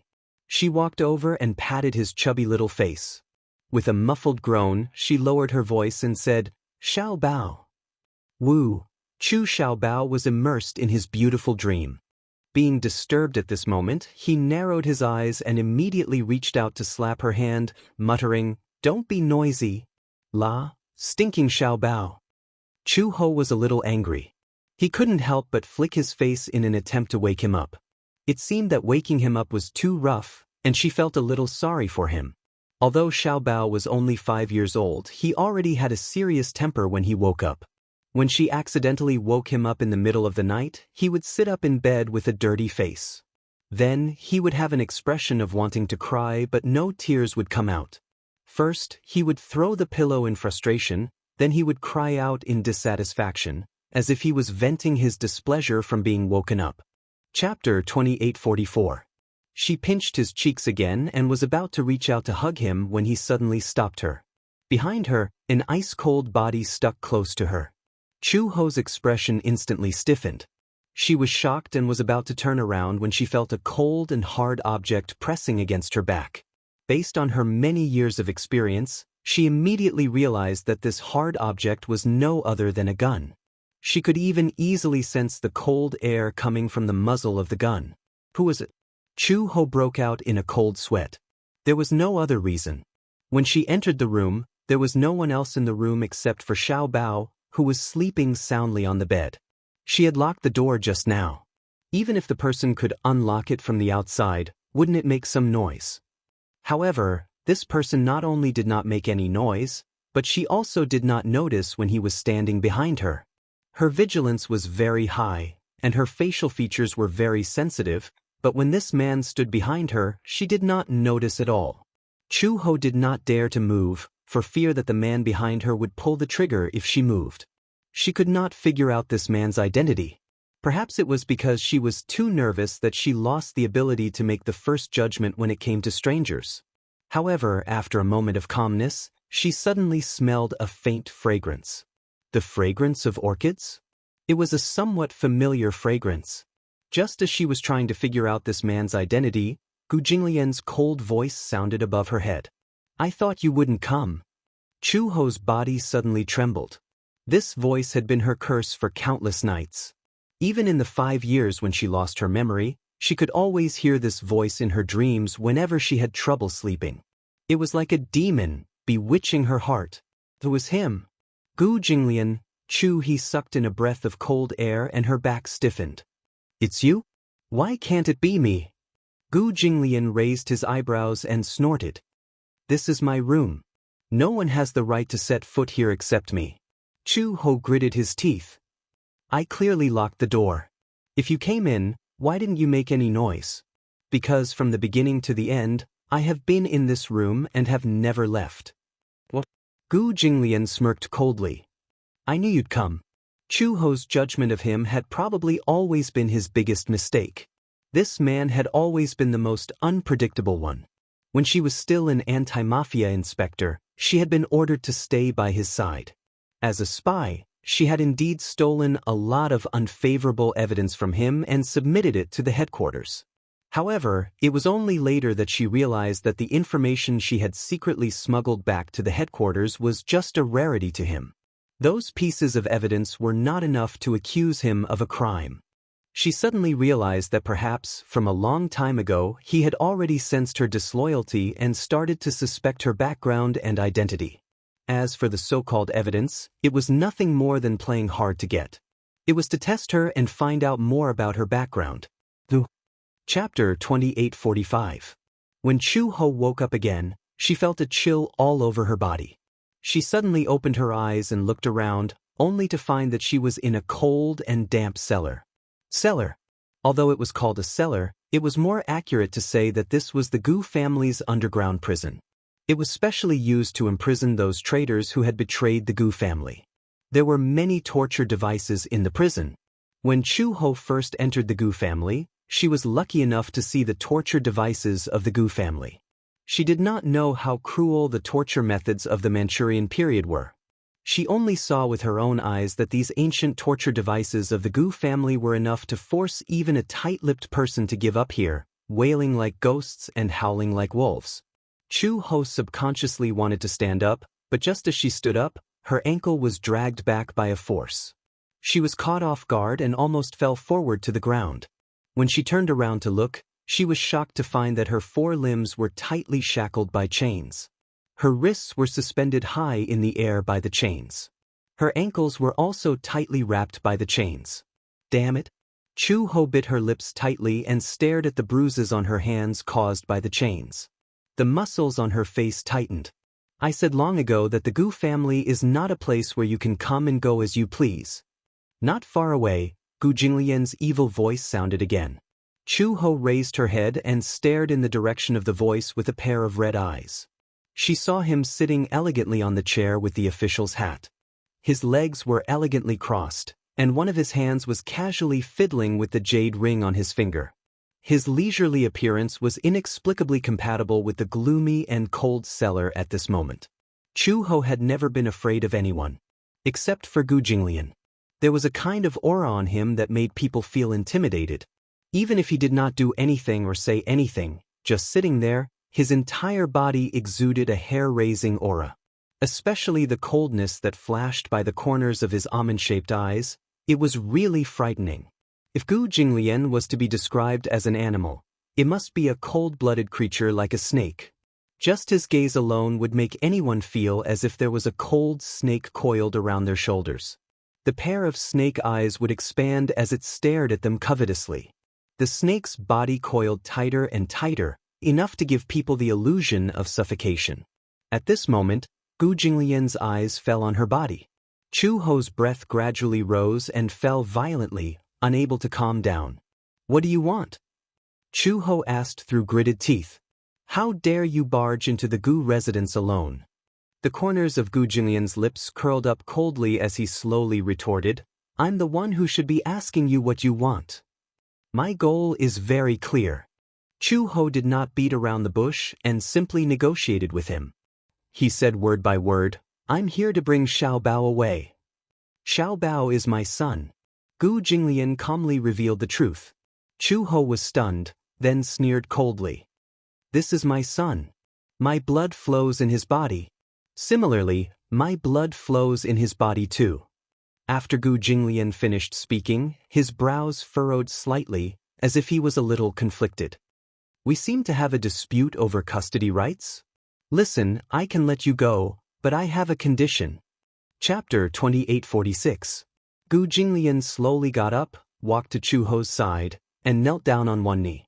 Chu-ho couldn't help but be attracted by a piece of paper in his hand. She didn't know when, but there was an agreement in his hand. He spread the agreement on the ground and slowly pushed it in front of her. He said meaningfully, "Sign this agreement, and I'll let you go." "What is this?" Chu-ho was bewildered. How could this man be so kind as to let her go? What was this so-called agreement about? She didn't even have to think about it.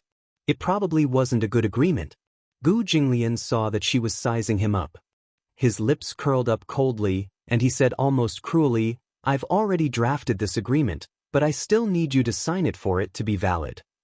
"What exactly is this agreement?" Chu-ho looked him straight in the eye. "If you sign it, the agreement about you giving up Xiao Bao's custody rights will officially take effect." As Gu Jinglian spoke, he gently pushed the Indonesian agreement that his subordinate had presented to her. "It's not enough to just sign it. You also need to put your fingerprint on it." "Gu Jinglian." Chu-ho gritted her teeth and roared, "Don't even think about it. Xiao Bao is my son. Don't even think about taking him away from me." "You're not willing?" Gu Jinglian's voice suddenly turned cold. His gaze was no longer as gentle as before. A few cold rays burst from the corners of his eyes, and there was a hint of threat. "I won't sign this agreement," Chu-ho said resolutely. "He's my flesh and blood. You're giving me this lousy piece of paper and using my freedom to threaten me to give up Xiao Bao's custody rights? Don't you think it's ridiculous? Dream on." Hey, Gu Jinglian was a little annoyed by her yelling. He frowned coldly and sized her up a few times. He lamented, "Red Lotus, compared to 5 years ago, you don't seem to have changed at all." "How haven't I changed?" "Still so stubborn." Gu Jinglian slowly stood up and looked at her condescendingly. He suddenly bent down and grabbed her chin. His slender fingers squeezed her face tightly. "What right do you have to go against me now? If you know what's good for you, then sign this agreement obediently. For the sake of the child, I will let bygones be bygones. Let bygones be bygones? Chu-ho sucked in a few breaths of cold air as if he had heard the funniest joke in the world. He wanted to laugh, but there was a lump in his throat. Gu Jinglian, isn't it enough that you've ruined my life? I will never allow you to ruin Xiao Bao's life again. I ruined your life? Gu Jinglian looked at him expressionlessly. Red Lotus, you're the one who ruined your life, not me. If you want me to give up Xiao Bao's custody rights and hand him over to you. Chu-ho's chest heaved up and down for a while. He suddenly said through gritted teeth, I'd rather kill him with my own hands when he was still in my womb than let him fall into your hands. Gu Jinglian's cold eyes shrank violently. Suddenly, the corners of his lips twitched. The curve was neither deep nor shallow, but it was obvious that he was really angry. You have a lot of backbone. He paused and looked around. Then his gaze fell on the torture equipment at the side. He sneered and said, I'd like to see how long your backbone can last. Chapter 2847. After leaving these cold words, Gu Jinglian swaggered off, leaving Chu-ho alone in the cellar. She was chained up in the cold, hopeless, and dark. Gu Jinglian left this order only if she was willing to relent and sign the agreement. Chu-ho soon heard the sound of metal clashing. She turned her head and saw a few tall men coming towards her. These men were all trained by Gu Jinglian. Not to mention that they had inherited Gu Jinglian's ruthlessness, they would definitely not show her any mercy. Pa! A sound was heard. A long whip hit her back hard. Chu-he let out a muffled groan. The sudden pain almost made her lose consciousness for a few seconds. The man wielding the whip had quite a bit of strength in his hand. The whip landed heavily on her back, leaving behind a deep bloody mark. Soon, a long tear appeared on the thin material of his clothes. The skin that was stained with blood was soon exposed to the air. The man was not in a hurry to whip her a second time.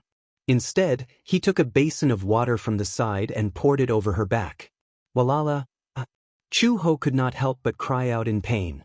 Immediately after, she gritted her teeth fiercely, but her whole body started to twitch uncontrollably. What was this? Was this salt water? The brand new wound that was caused by the whip was suddenly soaked in salt water. This kind of pain made her mind blank. Chu-ho gritted her teeth. She gritted her teeth and her gaze fell on the agreement spread out in front of her. It was already wet with salt water. Xiao Bao's innocent smile could not help but appear in front of her eyes. Her heart suddenly tightened. Slap. Another lash landed heavily on her back. Chu-ho groaned in pain. Even the muscles on her face could not help but twitch. This kind of pain, even if she gritted her teeth, was not something that could be easily overcome with a few words. What was even more difficult to describe was the feeling of being a prisoner. Gu Jinglian. This vicious and merciless man. She had never thought that this man would use such a cruel method to try and take Xiao Bao away from her. Impossible. She would never let go. It was even more impossible for him to sign such a humiliating contract. Pa! Chu-ho finally couldn't hold it in any longer. He cried out in pain, his voice hoarse. Perhaps it was because she had just undergone a major surgery and was anxious to find Xiao Bao, so she tried her best to recover. In fact, she had not fully recovered. At this moment, with her old illness and new injuries, she fainted from the pain. Chu-ho's vision went black. His body leaned forward and fell face first onto the ground. Fainted? The man with the whip was surprised. Don't tell me he died from the collision? Another person stepped forward and kicked her a few times, but there was no reaction. It had only been 3 lashes, but he had already fainted. When he saw that this woman's mouth was so tough, he wondered how capable she was. However, this was also within reason. Don't underestimate these 3 lashes. A normal person would not be able to survive even 1 lash. However, she had endured 3 lashes. This was already not simple. Moreover, he had used a lot of strength and did not hold back. She would definitely not be able to withstand it. The man directly took a basin of salt water, grabbed her hair, and splashed it on her head. Chapter 2848. Chu-ho opened her eyes, which were bloodshot. So painful, because of the great pain, her eyeballs couldn't move very well. Are you going to sign it or not? The person beside her waved the whip in front of her. It seemed to be a threat, but it also seemed to be a threat. It was as if she said, no, the whip would come at her again in the next second. However, Chu-hee's lips quivered. She did not nod obediently and beg for mercy like a pug as he wished. Instead, she spat out 2 words coldly, don't even think about it. The person sneered and flicked the tail of the whip. It landed on the ground with a pa sound, which echoed continuously. Woman, you're really stubborn. Boss has instructed that tonight, we'll stop until you sign. Why? Do you want to die? If you can't even take these 3 lashes, how are you going to deal with the rest? Chu-ho glanced at him from the corner of her eyes and retorted sarcastically, you want to kill me or cut me up, don't you think? Either I die or I take the child away. There's no third option. Are you really not afraid of death? The man was so angry that his face turned ashen. Before his master left, he had specifically instructed that she must sign it. His task was to force this woman to sign the agreement. If he couldn't complete his task, then the next person to be punished would be him. This woman was so stubborn. He was afraid that even if he whipped her again and again, there wouldn't be any changes. He couldn't possibly kill her, right? His master had also instructed him to keep her alive. If he killed her like this, wouldn't his master skin him and pull out his tendons? Thinking of this, the man couldn't keep up his airs. He couldn't predict whether this woman would die after a few more lashes. It had to be said that a person's life was very fragile at times. It was often a matter of a single thought.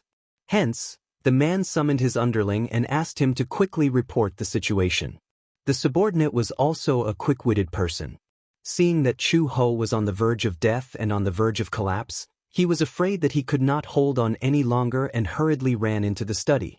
Gu Jinglian was reading a book when his subordinate rushed into the study and said anxiously, Master, that woman refused to sign and was whipped 3 times. She looks very weak. I'm afraid she can't take it anymore. If this continues, you'll definitely be beaten to death. Gu Jinglian frowned. She still refuses to sign? Yes. The lackey nodded vigorously. She fainted after being whipped 3 times. We went up to take a look and found that the bandage on her head was removed. It was a surgical scar, and the stitches hadn't been removed yet. From the looks of it, she had just undergone surgery and had yet to recover. These 3 whips had been ruthlessly lashed out. If this continued and she still refused to sign, she would be useless. If this goes on, someone will die. Gu Jinglian clenched his fists in anger. She's really stubborn. I'm afraid it's because of her maternal instincts. The lackey sighed.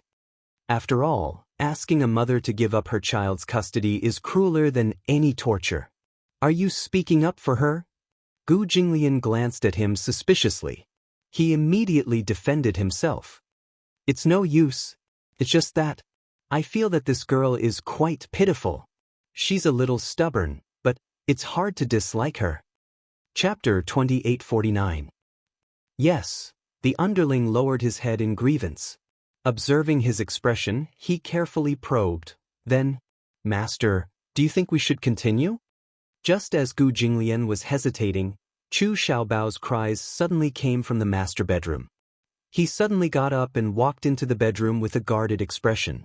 When he turned on the wall lamp, he saw that Xiaobao had woken up from his dream. He sat on the bed, hugging the blanket and sobbing pitifully. He must have dreamed of something scary, so when he woke up, he was so scared that he wailed loudly. He used the blanket to wipe his tears as he sobbed. Gu Jinglian walked over and sat on the side of the bed. He asked in a low voice, Why are you crying? Xiaobao. Xiaobao dreamed of Mommy. Chu Xiaobao rubbed his wet eyes and sobbed.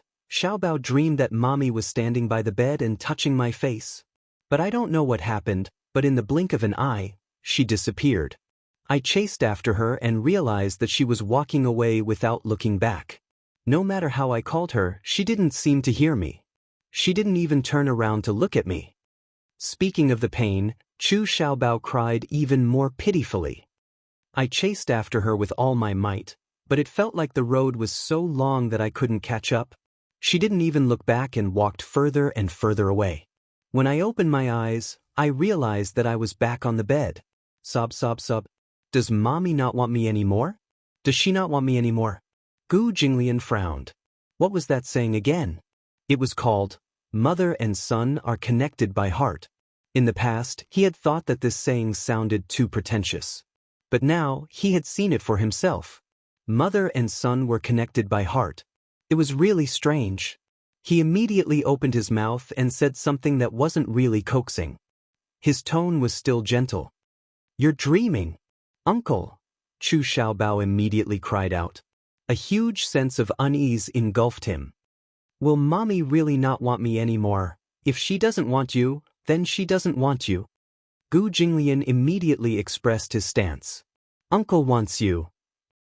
No, Chu Xiaobao cried even harder. Mommy, you can't abandon me. Why do you keep saying mom? Can't you follow uncle? Gu Jinglian was a little unhappy. This was a terrible feeling. He didn't realize that he cared a lot about what the child thought of him.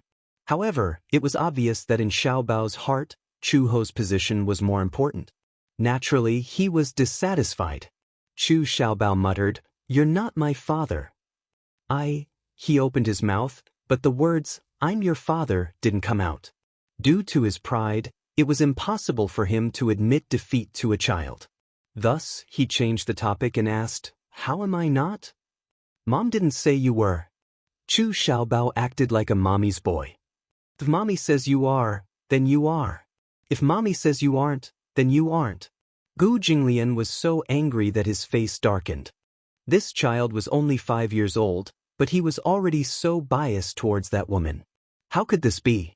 However, he didn't think about it in another way. Since this child was born, he and Chu Ho had depended on each other. If he didn't stick to Chu Ho, who else could he stick to? This nominal father of his had left a very bad impression in his heart at first. It couldn't be helped that the child didn't want to get close to him. But who was Gu Jinglian? Chapter 2850. Chu Xiaobao was crying for his mother, and even Uncle Fu couldn't coax him. Gu Jinglian couldn't take it anymore and shouted, "Don't cry. If you cry again, you won't be able to see her again." Chu Xiaobao sobbed and asked innocently, "If I don't cry, can I see my mother?" "As long as you don't cry." Chu Xiaobao immediately nodded. "But Xiaobao won't cry. It was a promise." Gu Jinglian walked out of the bedroom and immediately ordered, "Go and clean that woman up." Uncle Fu was confused when he heard this. He had just heard that an audacious woman had barged into the Gu residence. Old Master had sent this woman to the cellar. He had heard that this woman was Xiaobao's biological mother, but he hadn't had the time to find out the whole story. "The woman you're talking about, could it be that you're referring to the woman you locked in the cellar?" "Yes." Gu Jinglian said with disgust, "Xiaobao is crying for his mother. Go and clean her up. Don't get her covered in blood." "Yes, I got it." Uncle Fu trembled in fear as he responded. He watched as Gu Jinglian left the room. He didn't know where he was going. Naturally, he didn't dare to ask about his whereabouts. On the way to the cellar, Uncle Fu's imagination ran wild. He wondered what kind of woman could be pregnant with Old Master's child. It should be a beautiful woman, right? Old Master kept a close eye on women. The contraceptive measures were well taken, and such things would never happen. Old Master had a bad temper, and he didn't have much patience for women. This character wasn't born this way, but had been cultivated in the Gu family since he was young. The violent environment had instilled in him an extremely sinister and perverse character. However, Uncle Fu knew that Old Master's nature wasn't bad, but he had always been the one to call the wind and summon the rain. He was used to being spoiled. If he wanted the moon in the sky, no one would dare to pluck the stars for him. Just like that, he became a man of his word. His personality was very cold, or perhaps he had a soft side, but he was stingy with his words. He would never allow himself to show too much tenderness. Firstly, it was because of his identity. He was the supreme leader of the Gu clan. As the head of the Gu clan, he had to conform to the image of this identity. Secondly, there were many pairs of eyes in the Gu family watching them closely. Just like the leader of a pride, only by becoming the most ruthless could he be respected by everyone. However, he was still a mortal after all. In the end, he revealed his soft-hearted side. When he walked to the cellar, the few people guarding Chu Ho saw that he had arrived. It was as if they had been granted amnesty.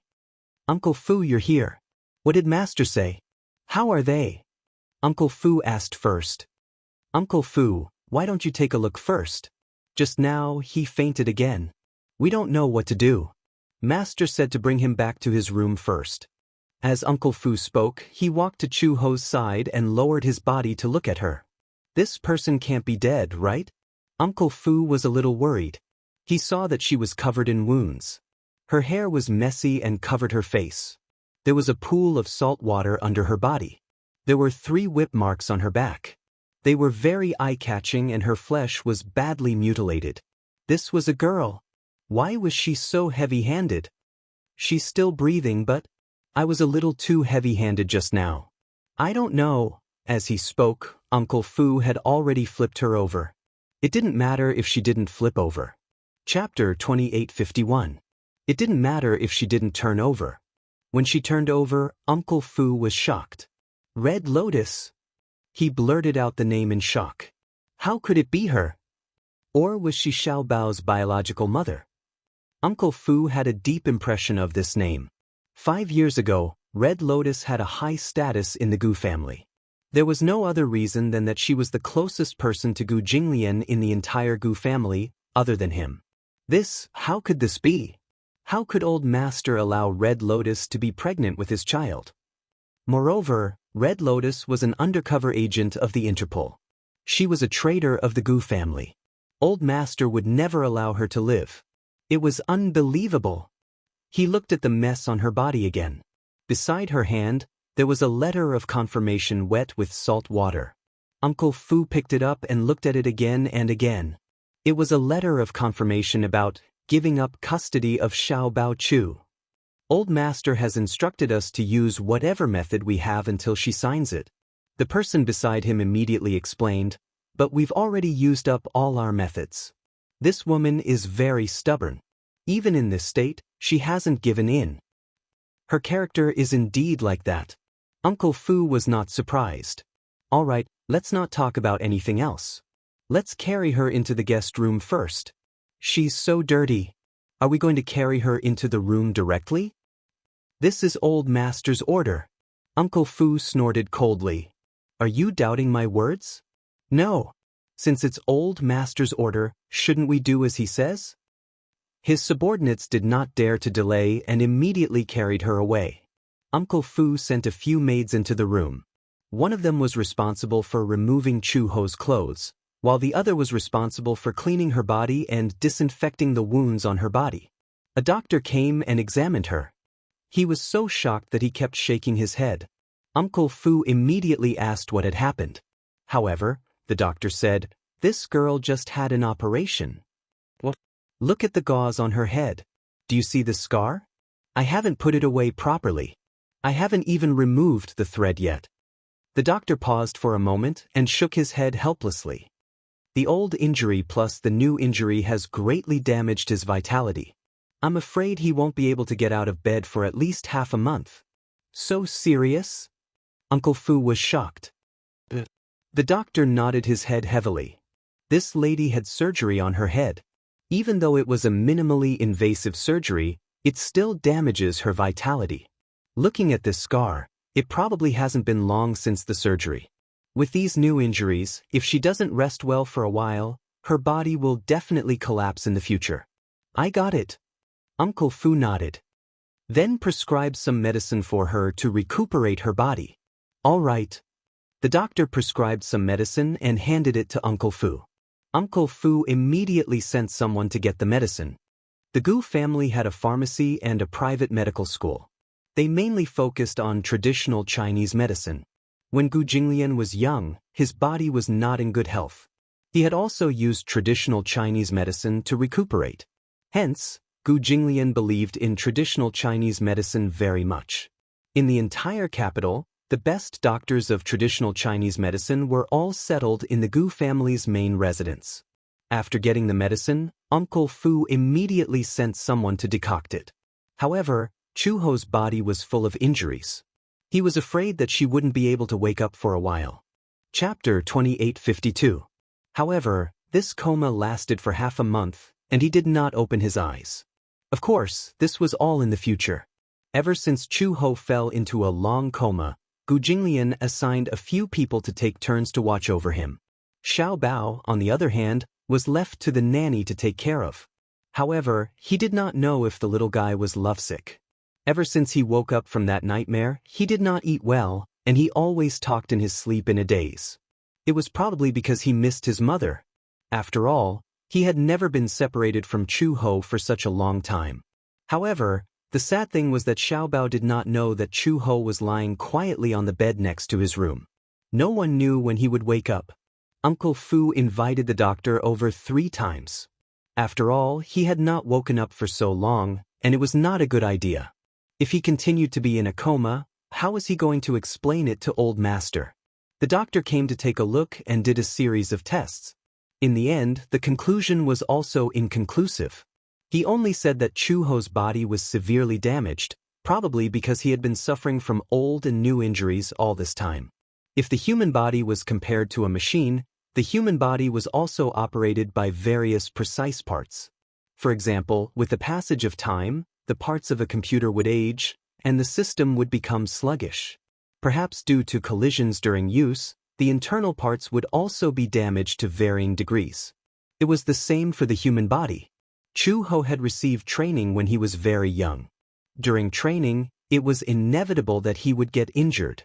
In addition, he had been constantly honed in his career as a secret agent and a criminal police officer. He had suffered countless injuries of various sizes. There were bone fractures, dagger wounds, and bullet wounds. There were 2 gunshot wounds on her back. There was a 5-centimeter scar on the side of her waist. She had been slashed by a Nepalese army knife when she was in close combat with a mercenary during a mission. At that time, she had lost a lot of blood. With her amazing willpower, she managed to survive until rescue arrived. There were too many old injuries, and her vitality was greatly damaged. Therefore, once she collapsed, she would really collapse. It would take a long time for her to recover. Uncle Fu's heart ached when he heard that. He looked at the person lying quietly on the bed, but he did not know that this girl had accumulated so many injuries. Just 1 week later, the filming for Extreme Youth was completed. After 4 months, the shooting of the 30-episode youth idol drama came to an end. After the filming of the 26th episode had just ended, the director happily announced that the copyright had been exclusively bought out by the largest video website, PPTVI. Just based on the popularity of Gu Xingze and Yun Shishir, the price of the broadcasting rights alone had already reached 9 figures, setting a new record. Although this kind of theme was a little unpopular, it did not affect the investors' expectations for the ratings. After all, Gu Xingze was the main lead in the movie, which meant that his popularity was guaranteed. Gu Xingze and Yun Shishir were known as the 2 most beautiful women in the entertainment industry. No matter how bad the viewership ratings were, they could still recoup their capital. If he became popular, he would be able to earn a lot of money. Because of PPTVI's exclusive buyout, many television stations were unable to fight for the simulcast rights, which was a pity. Chapter 2853. After the filming ended, the crew held a grand celebration party. In order to promote the show, the entire crew created a popular variety show. The show was called Ace Intelligence Bureau. It was an entertainment show where rising stars competed with variety shows. Once it was released, the ratings were very high. Surprisingly, Gu Xingze also participated in the recording of the show. Gu Xingze rarely accepted variety shows. Because of his celebrity status, he definitely wouldn't end a variety show that had a poor reputation and childish style. There were many high-quality variety shows, but because of the conflicting schedules, he really did not have the energy to deal with these noisy variety shows. Other than some interview shows, Ace Intelligence Bureau was probably the only variety show he accepted after The Love Diary. The script was quickly written and distributed to everyone. Variety shows had scripts. The artists on the show just had to memorize the script and know the content of each segment in advance. In this era of entertainment, even if they did not have any works or popularity, as long as they had enough variety shows and the ability to react on the spot, many A-listers could even gain a lot of passers-by through variety shows. Previously, there was a model who participated in a sports reality show. Because of her strong sense of variety, her value skyrocketed. From 200,000 yuan, her appearance fee was now in the millions. With this amazing popularity, she took on many movies and TV series. Although her acting skills were difficult to describe, it was not that she was not a professional, nor was she born to be an actress. No matter how good the director was, she did not have the aura of an actress. But even so, with the popularity she gained from variety shows, her annual income from endorsements was close to tens of millions. 8:00 p.m. All the main creators were in place and the recording of the show officially started. Every segment was very unique. After the hot opening dance, it was time for the game segment. The game segments were nothing more than games that were popular and could highlight the sense of variety and attraction. For example, 2 people and 3 people, or you draw and I guess. Although Yun Shirshir did not do many of these, she was tired of watching them. However, under the company's training, her sense of variety increased day by day. During the game, she completely threw away the burden of being an idol and fought fiercely with the other guests. One of the games was to wear a special sumo suit and play sumo in a place similar to an arena. Yun Shirshir was wearing a bloated fighting suit. She and Hua Jin were on the same team as Gu Xingze and another female host. She discussed it with Hua Jin and decided to work together to get rid of Gu Xingze. Hence, Hua Jin was in charge of charging forward. With a roar, he charged towards Gu Xingze, who was also wearing a sumo suit, like cannon fodder. Wow! Hua Jin roared angrily, but unexpectedly, Gu Xingze nimbly dodged and he missed. Gu Xingze leaped up and kicked Hua Jin's butt. Hua Jin was caught off guard and fell to the ground. Yun Shirshir was completely dumbfounded. This Hua Jin was too weak. Hua Jin immediately stood up and charged towards Gu Xingze again. Yun Shirshir did not hesitate and also charged towards Gu Xingze. The 3 of them were entangled together, pushing and shoving each other. Chapter 2854. The female host, who was standing at the side, could not bear to watch this any longer. She stepped forward to help the superstar, but who knew if the superstar had done it on purpose or by accident? He lifted his leg and accidentally kicked her off the stage. Eliminated. Ha! Everyone in the audience was rolling over in laughter. This time, it was a 2v1. Yun Shirshir grinned wickedly as she and Hua Jin besieged him together. Little did they expect that, even after losing a teammate, the superstar would still be so valiant. In just 2 minutes, he had taken down both of them. The audience was in an uproar. The viewership ratings for the gaming segment kept rising. Very soon they took the top spot. Next up was the talent segment. The production team sent out Yun Shirshir to showcase her singing skills. Yun Shirshir sang the theme song for the drama. Lunatic. This song was composed by Gu Xingze and written by Yun Shirshir. As the theme song for the drama's trailer, Ace Intelligence Agency had spent a lot of effort to get this song to premiere. Yun Shirshir was a little nervous at the beginning. After all, she didn't think her singing was very good. But as the atmosphere warmed up, she gradually relaxed. All the guests were sitting on the sofa. Yun Shirshir stood in the middle of the stage, holding the microphone and singing with deep emotion. The only crazy thing I've ever done is to love you until the end of the world. Only until now your story, there's no place for me, become a hostage of my own making, lose all reason at the end of the road, but your paranoia, your memories, never have my name, never leave a mark in your heart, awake when I dream, love you, I'm a lunatic missing you, I miss you, hate you, I'm a lunatic but my heart hurts, you don't understand, I'm afraid it's too late, love you one more time, how lucky am I to meet you in my... The melody was beautiful and lyrical, but it was full of despair. Gu Xingze looked at her silently from beginning to end. Even when the song ended, he was still in a daze for a long time. He seemed to be deep in thought, but no one knew what he was thinking. Next, it was an interview. The main cast and crew sat on the sofa as the host kept asking questions about the filming. Halfway through the conversation, The host suddenly turned to Gu Xingze and asked curiously, Xingze, you haven't been acting in TV dramas these years. Extreme Youth is probably your first comeback project after 2 years of absence from the TV industry, right? Gu Xingze nodded lightly. The host continued asking, why did you take on this drama? Another host chimed in, I heard that Gu Xingze is also a car racer and his driving skills are outstanding. He casually said, actually, this is probably my last TV series. Oh. The host's eyes widened in surprise. The others zzz. Are you planning to focus on your film career after this movie? Gu Xingze denied, no. Then, why did you say that? Gu Xingze looked up slightly and faced the camera. His lips curled into a faint smile. Because I'm planning to officially retire from the entertainment industry. The air suddenly became quiet. Yun Shirshir looked at him suddenly. There was an uproar. The audience below the stage exclaimed in surprise. Of course, the fans didn't believe it.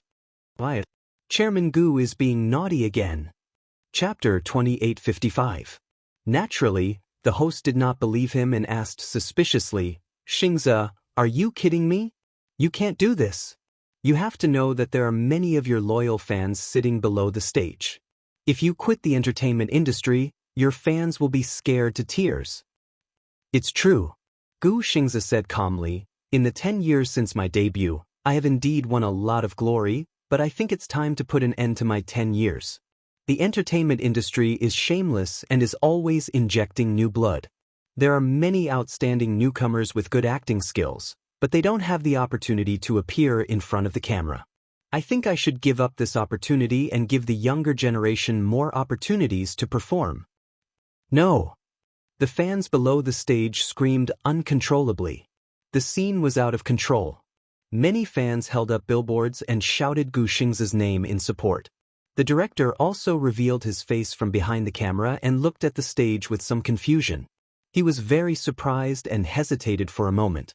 Now that the scene was out of control, he wondered if he should rush in with the advertisement and cut this part out.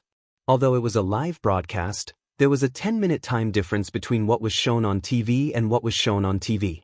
This was to prevent any accidents from happening and to edit it in time. However, even the director was stunned. This sudden announcement was not part of the script. Everyone was flustered and did not know how to react. Fortunately, the host reacted quickly and immediately returned to his senses and continued the interview. Why did you decide to quit the entertainment industry? Actually, all your fans have seen the glory you have achieved since your debut. Now that you are so popular, isn't it irrational to choose to quit the entertainment industry? In the beginning, entering the entertainment industry was just a change in life for me. I did not treat it as my entire life. However, with the rise of popularity, this job gradually became a responsibility. Gu Xingze paused and smiled slightly. He continued, however, being in a high workload state all the time makes one feel tired. I don't get a good rest every day, so my fans want to see more of me in front of the camera. My works, my new songs, and even my advertisements. A lot of work far exceeds my workload. Being in this state for a long time is really a very negative way of life. So, don't quit the entertainment industry. Many fans were so emotional that they cried. Hua Jin was also stunned. Yun Shirshir felt even more conflicted and did not know how to react for a moment. She had never imagined that this program would be his farewell ceremony from the entertainment industry. Was he really going to quit the entertainment industry? Gu Xingze glanced at the audience and suddenly stood up. He walked to the front of the stage and smiled faintly at a fan who was covering her face in pain. Don't cry, okay? Xingze, we love you. The fans were sobbing and begging him to stay. Gu Xingze laughed. Don't be sad, okay? I'm just quitting the entertainment industry, but that doesn't mean you won't see me in the future. I'm just too tired. Xingze. The fans cried bitterly, don't be so tired. You don't have to accept so many drafts. We are all willing to wait for you. But, without any works, artists will be outdated. Gu Xingze said helplessly, being outdated is more painful than retiring. Chapter 2856. You'll never be out of date. You'll always be our star. You'll always be our favorite idol. Xingzi, don't make such a joke. We'll go crazy. Xingzi, if you leave the industry, my heart will die. The scene became extremely sad. Even Gu Xingzi, who never accepted emotional content, was teared up by the fans' passionate pleas and sorrowful tears. He turned around and slowly returned to his seat. When he turned around again, his handsome face was reflected in front of the camera. His eyes were so red that it made one's heart ache. I made this decision after much consideration. Gu Xingzi sucked in a deep breath of cold air and finally said slowly, I've already booked a flight to America. I'll go back to university to pursue my postgraduate studies. With that, he put down the microphone, stood up abruptly, and left the studio resolutely. The scene was completely out of control. The fans' cries drowned out all the noise. All the main creatives of the production team looked at each other, not knowing what to do. Ever since the show was broadcast, it was the first time that it had to stop halfway because of such a sudden incident. On Weibo, netizens uploaded the edited footage of Gu Xingzi's official announcement of his retirement from the entertainment industry. It quickly caused a lot of heated discussion. Gu Xingzi announces his retirement from the entertainment industry. Gu Xingzi's era is over? Gu Xingzi's retirement from the entertainment industry has a hidden reason? Gu Xingzi is unwell and announced his retirement from the entertainment industry to recuperate in America? On the internet, the fans were in an uproar because of this matter. Gu Xingzi's latest Weibo post was quickly pushed to the top of the trending list. Many fans left comments to persuade their idol to stay. Many of them had become Gu Xingzi's fans since they were in school. Until now, some of them had become moms, and some of them had matured and grown up. Gu Xingzi had debuted for 10 years, and their fans had been around for 10 years. From the popular newbie when he first debuted to the Triphibian Heavenly King now, the name Gu Xingzi was the youth of many people. One could imagine how much of a shock this news was to Gu Xingzi's die-hard fans. It was too sudden. He was not mentally prepared at all. This was like bad news. How painful was that? Many fans who chased after celebrities could empathize with them. When the entire cast and crew returned home, Yun Shirshir noticed that Gu Xingzi had quietly left the cast and crew's group chat. She immediately called Qin Zhou. Qin Zhou picked up the phone and talked about this matter. Qin Zhou helplessly said that he also just found out about it. Without any warning, Gu Xingzi announced his withdrawal and did not mention it to anyone. Even a close friend like Qin Zhou had never mentioned it to him. Why are you suddenly saying that you want to quit the entertainment industry? Yun Shirshir was puzzled. What's going on? After I found out about this, I kept calling him, but I couldn't get through. Could something have happened? Yun Shirshir could not help but worry. Chapter 2857. I understand. Yun Shirshir hung up the phone. Qin Zhou told her not to care about this matter. But how could she not care and not think about it? Yun Shirshir could not help but feel upset and did not rest well the entire night. In the WeChat group, after a heated discussion, the director said, Xingzi's announcement of his withdrawal from the entertainment industry is his personal decision. We have no right to interfere with how he decides his own life. Don't talk too much about it. Soon, the group was dead silent. On Weibo, the heated discussion about Gu Xingzi's incident never stopped. Many fans acted as if it was the end of the world and wantonly expressed their emotions on Weibo. Many people posted their purchases of Gu Xingzi's records, movies, albums, and all kinds of merchandise. Some of the posters had already turned yellow and were stained with the traces of time. Some of the records had Gu Xingzi's signature written on them. Fans cried and complained that the name Gu Xingzi was all her youth. She had thought that she could stay by this idol's side until the end of time. Her sentiments resonated with countless fans. Those who had never pursued an idol probably did not know how it felt. It was a feeling more painful than being heartbroken. At this time, many keyboard warriors also appeared and wantonly accused Gu Xingzi's fans of being brainless fans. Instead of paying attention to the matter of number 8 in the Sky Palace, they actually paid attention to an entertainer. Entertainers are really ruining the country. Instead of paying attention to national affairs, they actually pay attention to a celebrity. I'm so disappointed in young people these days. I heard that Gu Xingze's annual income is 9 figures. He's just an entertainer. How can he earn so much money? Those scientists who work hard on the front lines can't even earn 1% of this in their lifetime, right? This country is going to be finished soon, fans retorted.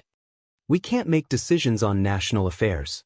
But after liking Xingze for so many years, we've received a lot of positive energy from him. He works hard and is passionate about public welfare. He's an outstanding young idol. There are too many fascinating things about him. This is irreplaceable. Loving Xingze has become a way of life for countless of us fans. The scolding war continued to escalate. After Gu Xingze announced his retirement from the entertainment industry, it triggered a series of wars. Yun Shirshir didn't want to pay attention to these disturbances. She put the phone on the pillow, but her mind was preoccupied. The next morning, Yun Shirshir was woken up by a phone call from Xiao Shui. Shirshir. It was a deafening roar. Xiao Shui cried in despair. Do you know? Xingze announced his withdrawal from the entertainment industry. Woo woo woo woo. What should I do? What should I do? I'm heartbroken. Just as Qin Zhou had predicted, Gu Xingze held a grand press conference at 9 o'clock in the morning in the conference room of the 5-star hotel. In front of the camera, Gu Xingze stood on the rostrum with a calm expression. The flashlights flashed, illuminating his face with white light. I officially announce that from today onwards, I, Gu Xingze, will be leaving the entertainment industry. After he finished speaking, he bowed deeply. His calm expression was hidden in the shadows. The press conference was broadcasted live on different video websites. The television stations took turns to broadcast it and reported it seriously. Gu Xingze's calm and handsome face was projected on the big screen in the mall. Chapter 2858. Many fans gathered under the big screen. When they heard this news, they covered their mouths and choked. This was probably the most morale day in the entertainment industry. 2 days after the press conference, this matter was still fermenting. Because of Gu Xingze's matter, extreme youth suddenly became the center of attention. When the entire production team was doing promotions, only Gu Xingze was absent. In the face of the media's questions, all the topics revolved around Gu Xingze's name. The entire production team was very embarrassed. All the media was targeting a lead actor who was no longer participating in any promotions. This was the most frustrating thing. There were some questions that they also wanted to answer, but what exactly were the answers? Why did Gu Xingze quit the entertainment industry? Even they did not have an answer. The director kept repeating, "Please don't ask questions that have nothing to do with the production." I'm sorry, I don't know. However, the media seemed to want to get to the bottom of it. Backstage, the director almost flew into a rage.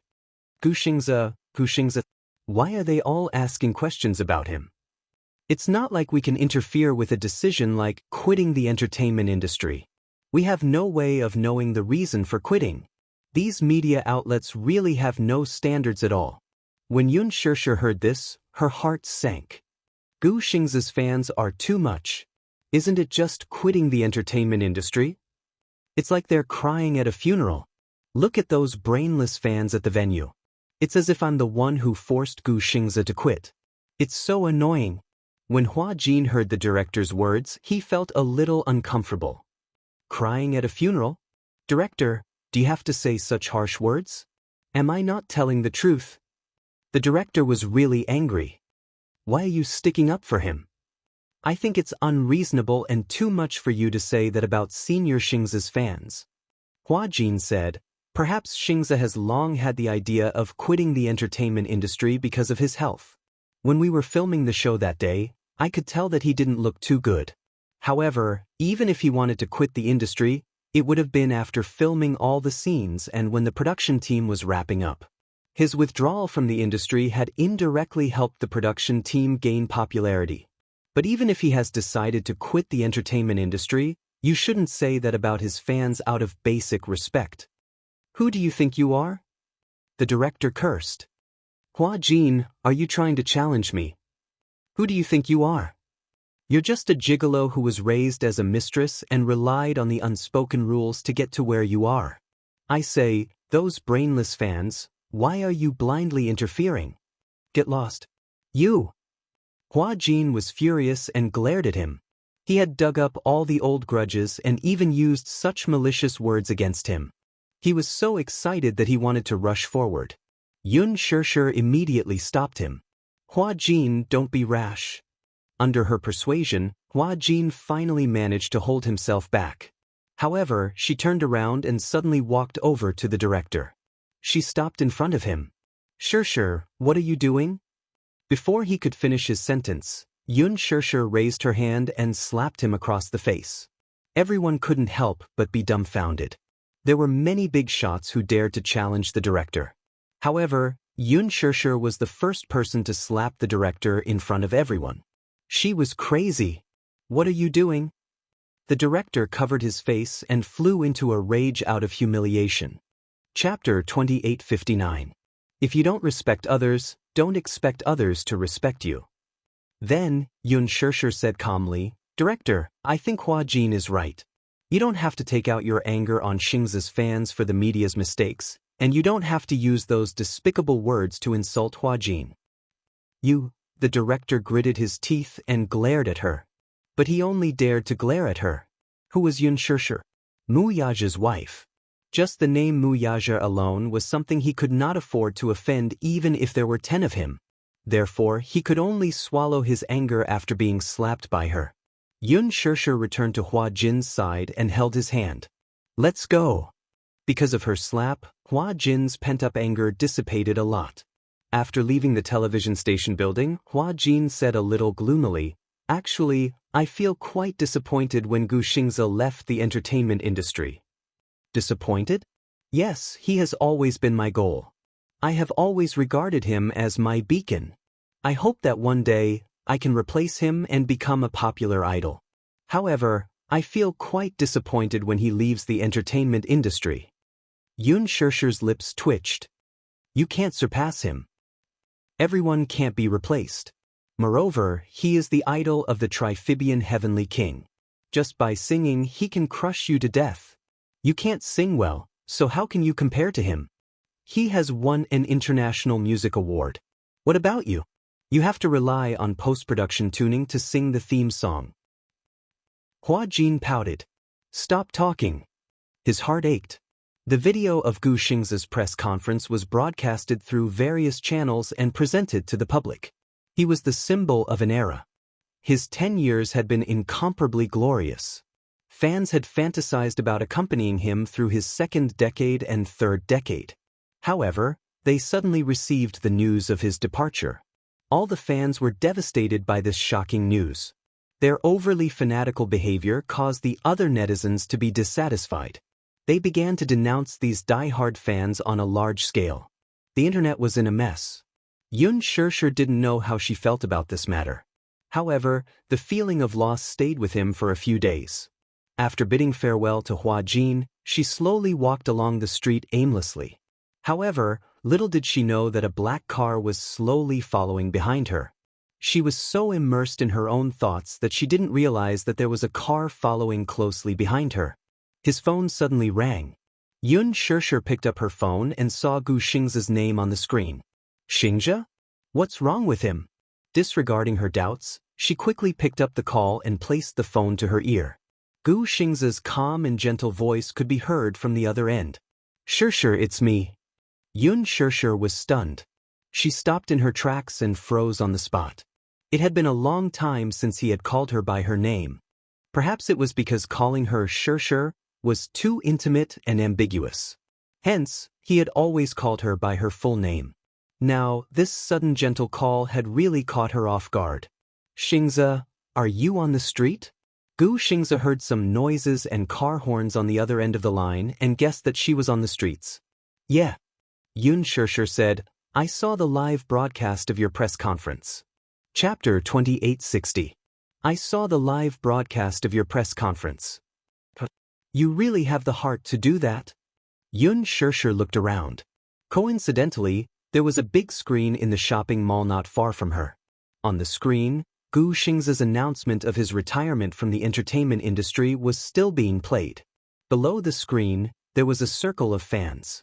Even though there was a distance between them, Yun Shirshir knew that the eyes of these fans must be filled with tears. Your fans really can't bear for you to quit. Yun Shirshir sighed. You might be a little too heartless. Why did you quit the entertainment industry? There's no reason. I'm just tired of living in front of the camera. Regarding this topic, Gu Xingze did not delve too much into it. He changed the topic. Shirshir, can we meet? As if he was afraid that she would reject him, he smiled and said, this is probably the last time we'll see each other. What do you mean? He said, my flight is at 1 in the morning. After tonight, I will return to America and never come back. Although she was mentally prepared, when she heard Gu Xingze say that he would never come back, she felt a little suffocated. Sure. Gu Xingze took a deep breath. I want to see you. Even if we don't say anything, I want to see you for the last time. Yun Shirshir also took a deep breath. She looked up at the starry sky and asked, where are you? I'm at the office. I just signed a bunch of agreements. Gu Xingze said again, where are you? Tell me, I'll go and find you. I'm in the city center now. But there are too many people here. It's not convenient for you, right? With Gu Xingze's national recognition, even if he was fully armed, he would be recognized in a matter of minutes if he walked on the streets. Yun Shirshir tried to get his opinion. Do you know the park at Hushin Island? Yes. Are you driving? Yes, I'll drive. I'll wait for you at the car park at Hushin Island. Okay.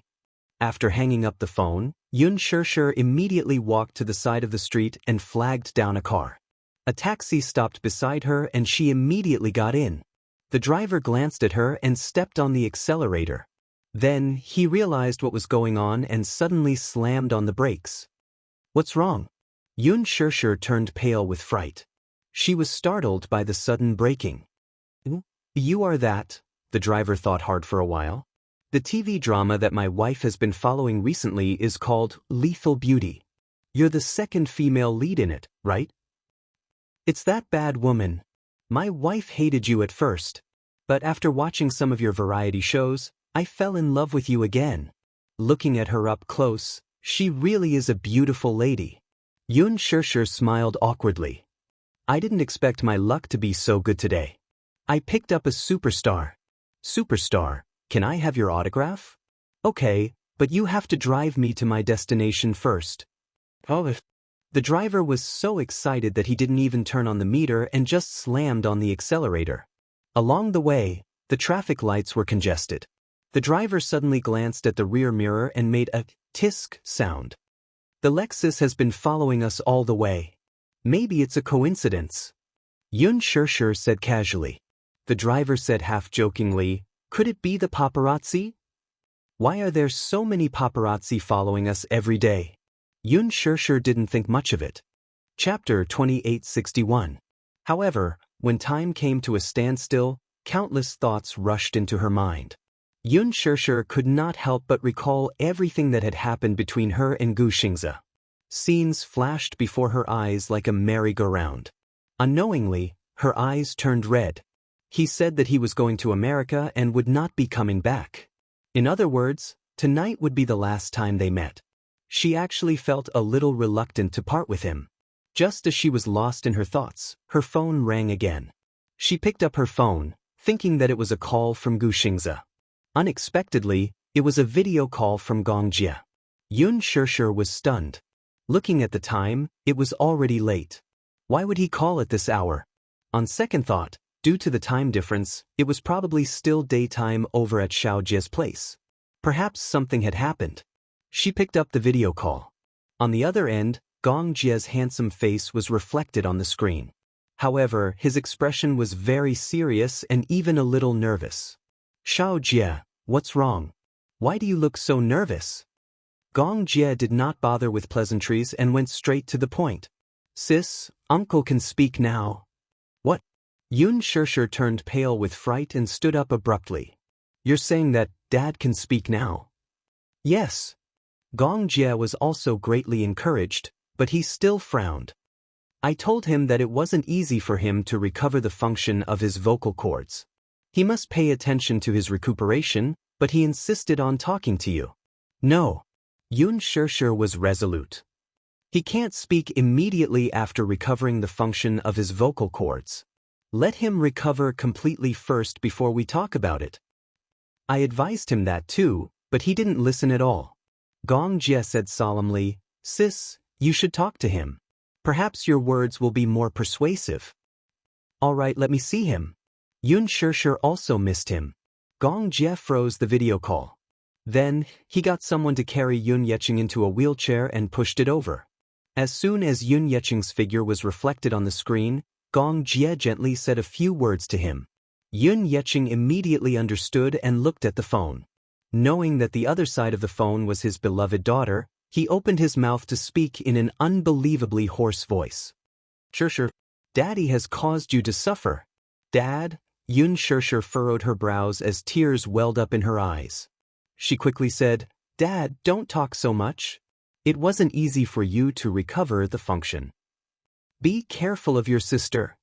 Yoon Yeching ignored her advice and squeezed out these words with much difficulty while holding onto the wheelchair.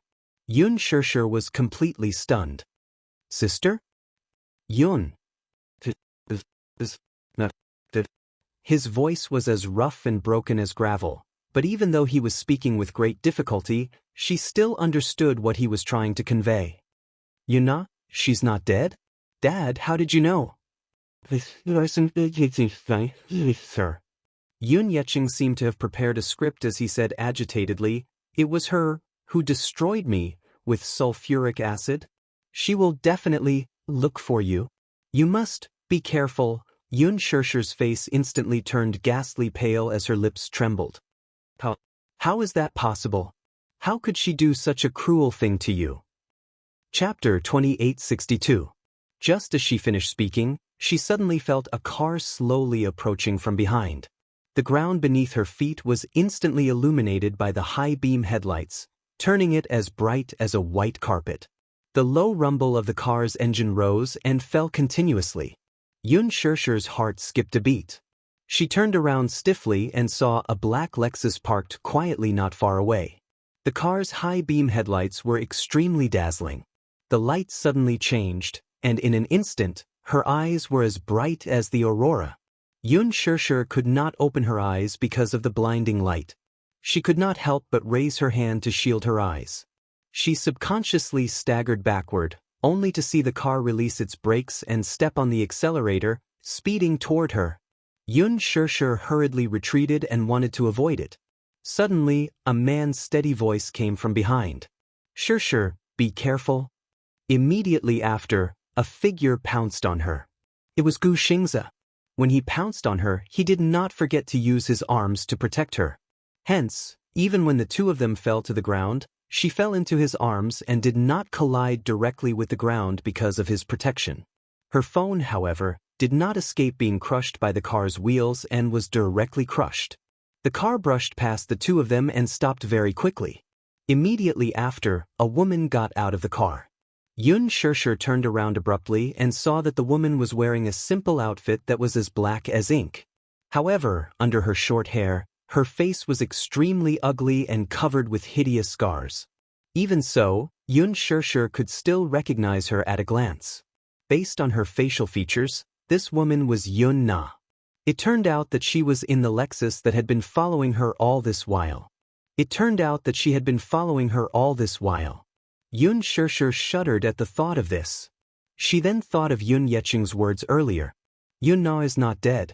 She destroyed me with sulfuric acid. Yoon Shirshir reacted to everything at once. She raised her head abruptly and glared fiercely at her, crying with every word. Yoon Na, it's you. You're the one who harmed Dad. Shut up. Yoon Na said coldly, He's not my dad. I'm not Yoon Na too. You, Yoon Shirshir, tonight is the day you die. Yoon Na didn't make any long-winded speech. Her goal was very simple. Kill her and Yoon Shirshir. Then, more than half of her hatred would be satisfied. She originally wanted to find that child to avenge her humiliation. After all, that child called Yu was the real culprit who had harmed her. But on second thought, compared to killing a person, making that person lose the person they loved the most was the cruelest punishment. If you lost his mother, wouldn't that be hell on earth? With this thought in mind, Yun Na decided to get rid of Yun Shirshir. As for Gu Xingze, since he had interfered, then he would be dealt with as well. Yun Na suddenly took out a gun and loaded it skillfully. She raised her hand and aimed the black muzzle at her. There was no need to be sloppy when it came to killing people, and there was no need for so much nonsense. She would not give Yun Shirshir any chance to escape. She would not give this man a chance to breathe either. Fast, accurate, and ruthless. Kill them all. Yun Na sneered. The cold muzzle was aimed at her glabella. The moment she pulled the trigger, Gu Xingze reacted faster than her. He pushed Yun Shirshir away abruptly and rolled on the ground himself. The bullets hit the ground, sending sparks flying and smoke curling up. Chapter 2863. Yun Na wanted to aim at him again, but Gu Xingze suddenly bounced up from the ground and rushed toward her without hesitation. With a beautiful roundhouse kick, he sent the pistol in her hand flying far away. Ah! Yun Na groaned in pain. She immediately hugged her wrist, her face contorted in pain. It hurts. Gu Xingze's roundhouse kick had broken her wrist. She gripped her wrist tightly. When she looked up again, her eyes were already bloodshot. Every single one of you is protecting her. Are you all her dogs? Is there a need to be so loyal? Even if you have to die for her, are you not afraid? Yun Shirshir gritted her teeth. From the corner of her eye, she saw another person getting out of the car. She immediately turned her head and saw a man in black suddenly crouching down and walking quickly toward Gu Xingze. Yun Na wasn't the only one here. Yun Na wasn't the only one in the car. There were others. Oh no. Yun Shirshir immediately blurted out, Xingze, be careful. Gu Xingze heard her shout and was a little distracted. When he turned around, Yun Na immediately pulled out a sharp dagger from her waist. She pulled it out of the scabbard, held the handle tightly, and stabbed him viciously in the back. I'm going to kill you. I'm going to kill you. Gu Xingze was caught off guard and was stabbed by the dagger. He immediately arched his body. From the corner of his eye, he saw another man in black immediately walk over. He reached out and quietly grabbed his throat, dragged him to the side, and punched him hard in the chest. Cough. Gu Xingze was numb from the pain from this punch. He frowned and the veins on his forehead popped out. The man quickly restrained him, grabbed him by the throat, and pinned him high against the wall. Yun Na rushed over without thinking. Holding the dagger, she ruthlessly stabbed him in the abdomen again. No, no. Yun Shirshir was so frightened by this cruel scene that she was speechless. Her mind went blank, but she forced herself to regain her senses. From the corner of her eye, she suddenly saw the pistol that had been kicked aside by Gu Xingze. She hurriedly crawled over and held the pistol tightly with trembling hands. She had never held a pistol before, so she didn't know how to use the heavy metal object in her hand. What to do? What to do? Yun Shirshir was so anxious that her face turned pale, and her forehead was covered with cold sweat. At that moment, Yun Na stabbed him again. When she suddenly pulled out the dagger, it was dripping with blood. Stop! Yun Shirshir screamed and rushed over. She clumsily aimed the gun at the man's feet and pulled the trigger. Because Yun Na had already loaded the gun, the bullet flew out quickly. In the blink of an eye, the bullet hit the man's leg. The man staggered and knelt on one knee. Bang! Bang! She fired 2 more shots at his back. Yun Na saw that she had a gun in her hand and was about to rush toward her. Yun Shirshir, I'll kill you. Go to hell for me. Seeing her rush over, Yun Shirshir trembled and held the gun tightly. She broke down and said, You're the one who should go to hell. Bang! Bang! The bullet shot through Yun Na's other intact wrist and penetrated her flesh. The other bullet lost its center of gravity and made a hole in the wall. Yun Na's dagger fell to the ground. Yun Shirshir, she couldn't believe it. She didn't expect that Yun Shirshir could hit the target on her first try. Chapter 2864. She had practiced for a long time to learn how to use a pistol. Yun Na was in so much pain that she could no longer move her hands. Like a walking corpse, She rushed toward her and slammed her to the ground. Yun Shirshir wanted to pull the trigger again, but she realized that there were no more bullets. This pistol only had 6 bullets. She was shocked and panicked. Yun Na was on top of her. Because she was angry from embarrassment, she opened her mouth and bit down hard on her shoulder like a mad dog. Yun Shirshir groaned in pain and broke out in a cold sweat. She suddenly reached out and strangled Yun Na's neck. She was on the verge of losing her mind. She did not care about those so-called scruples and used her fingers to crush Yun Na's eyeballs. Because of the enormous pain, Yun Na let out a shrill cry hysterically, and she actually rolled over to the side. She was too anxious. She was too anxious to get rid of Yun Shirshir. Instead, she was flustered because of this. Yun Shirshir immediately got up from the ground and pounced on her again. She used her hands to strangle her ruthlessly. Angry and desperate, she shouted at the top of her lungs, "Yun Na! Why are you so cruel?" Yun Na was choked until she could not breathe. Her entire head was red because of the lack of oxygen in her brain. Her eyes bulged and her veins popped out. Yun Shirshir gritted her teeth and said, "I hate you. I hate you. You're the one who destroyed this family. You deserve to die. The one who deserves to die is not me. It's you. You're the one who caused Dad to be like that. He's your biological father. How can you treat him so cruelly?" "He's not." Yun Na screamed in despair. "He's not my father. He's not. Yun Shirshir, you took away everything that belonged to me. Even if I go to hell one day, I want you to be buried with me." When Yun Shirshir thought of Yun Yecheng's miserable state, she hated this detestable and evil woman even more. She tightened her grip on Yun Na's throat and exerted more force. She wanted to kill her. Even if she was sentenced to break the law, she would not hesitate. This woman is crazy. If he didn't kill her, she would kill him and Xingzhe. She absolutely couldn't tolerate her hurting Xingzhe again. Yun Shirshir and Yun Na were in a fierce confrontation. Behind them, the man in black finally got up from the ground. He had been shot in the knee, and one of his legs had lost its support. However, when he saw that Yun Na was at a disadvantage, he immediately turned around and returned to the car. He opened the trunk and took out a silver handgun. The man turned around. Under the moonlight, the gun glinted coldly and attracted Gu Xingze's attention. It was a gun. He followed the man's gaze and realized that he was closing in on Yun Shirshir. He gradually raised his right hand, swiftly loaded the gun, and put his index finger on the trigger. Without a second thought, Gu Xingze ignored the blood flowing out of his abdomen and back. Just as the man raised his gun and pulled the trigger, Gu Xingze pounced on him. Ugh! The man was caught off guard and was pushed to the ground by Gu Xingze. However, the trigger had already been pulled, but the bullet's trajectory suddenly deviated. Originally, if the shot had not deviated, the bullet should have pierced through the back of Yun Shirshir's head. However, because of Gu Xingze's interference, the bullet hit the car window beside Yun Shirshir. Bang! A loud sound was heard. The car alarm sounded. Chapter 2865. The glass shattered. The flying glass cut her cheeks and exposed her skin. Finally, the glass shards pierced Yun Shirshir's eyes. The eyes were the weakest part of a human being.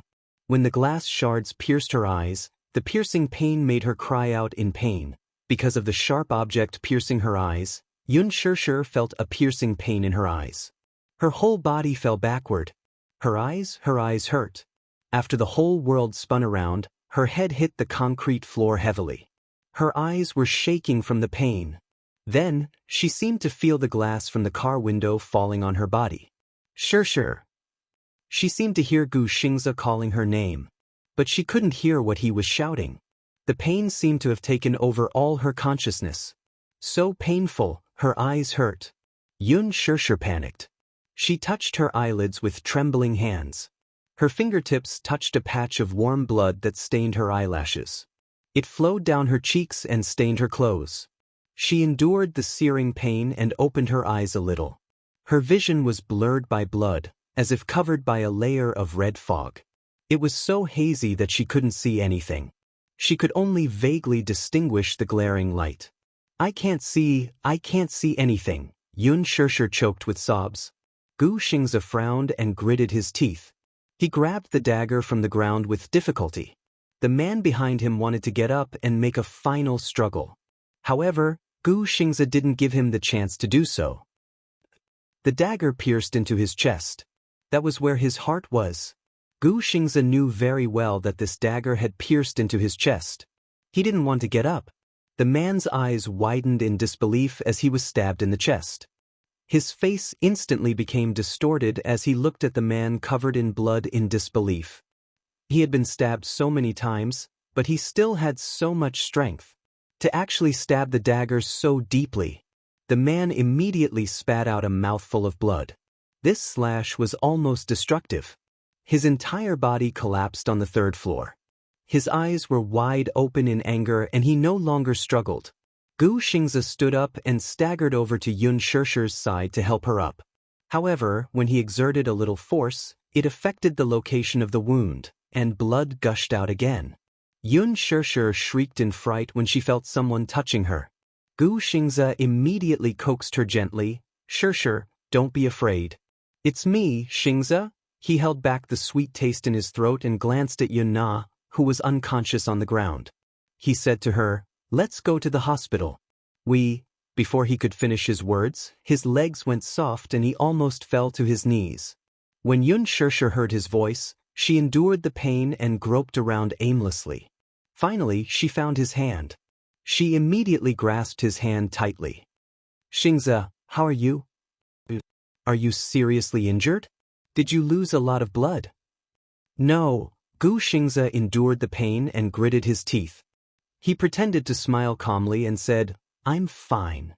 Yun Shishir didn't believe him. She rubbed his body, but he held her hand instead. "Your eyes are injured. Let's go to the hospital, okay?" "Okay." Yun Shishir touched her face in pain. When she touched the sticky blood, she became even more flustered. She couldn't see anything. Chapter 2866. Seeing that she was flustered, Gu Xingze hugged her gently to calm her down. "Don't be afraid. Everything will be fine," he said calmly. "Everything will be fine, okay?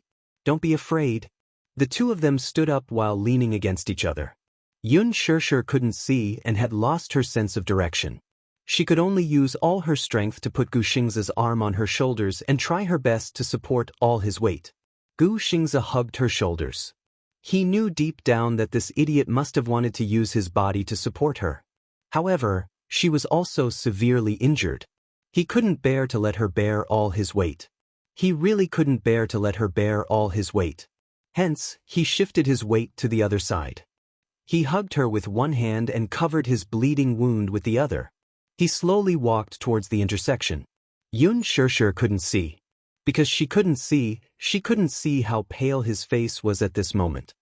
His face was pale and covered in cold sweat. Especially his originally rosy lips. They had lost all color due to excessive blood loss.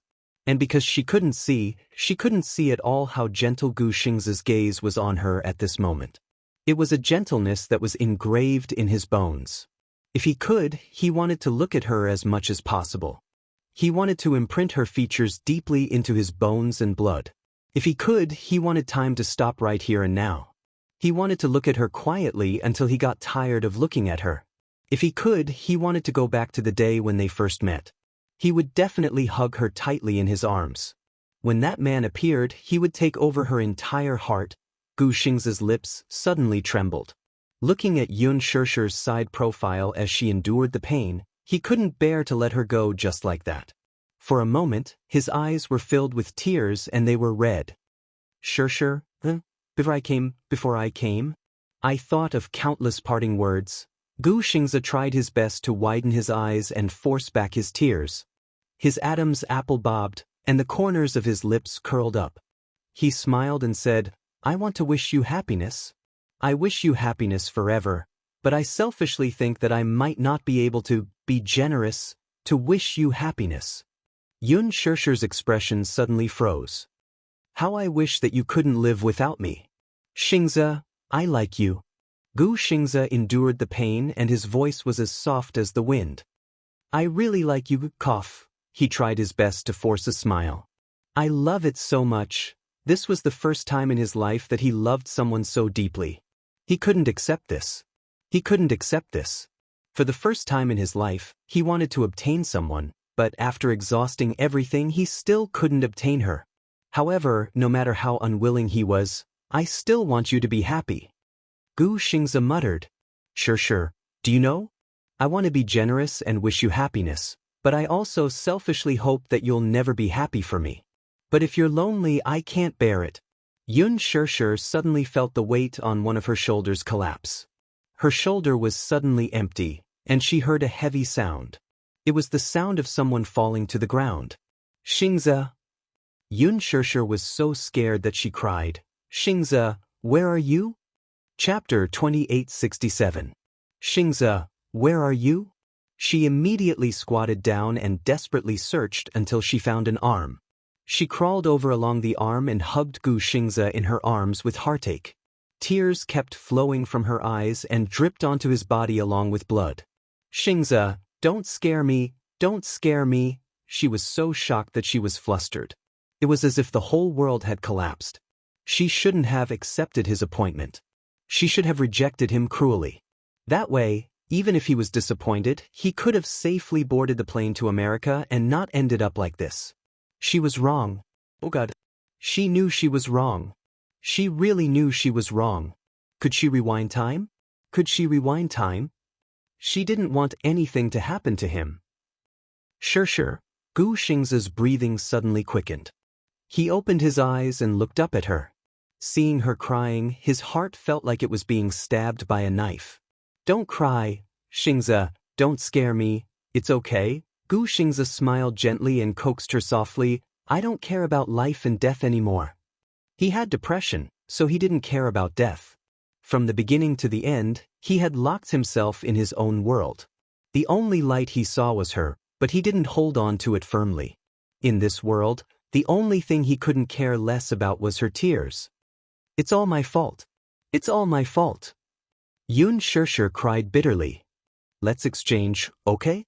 I'll exchange my life for yours. Please don't die. You can't die. Don't leave me so cruelly. Will you forget me? Gu Xingze asked with difficulty. When Yun Shishir heard this, tears welled up in her eyes. He continued to ask stubbornly, if I die, will you remember me for a second? Yun Shishir was very sad and deliberately provoked him. If you die, I'll definitely forget you. The more I forget, the better.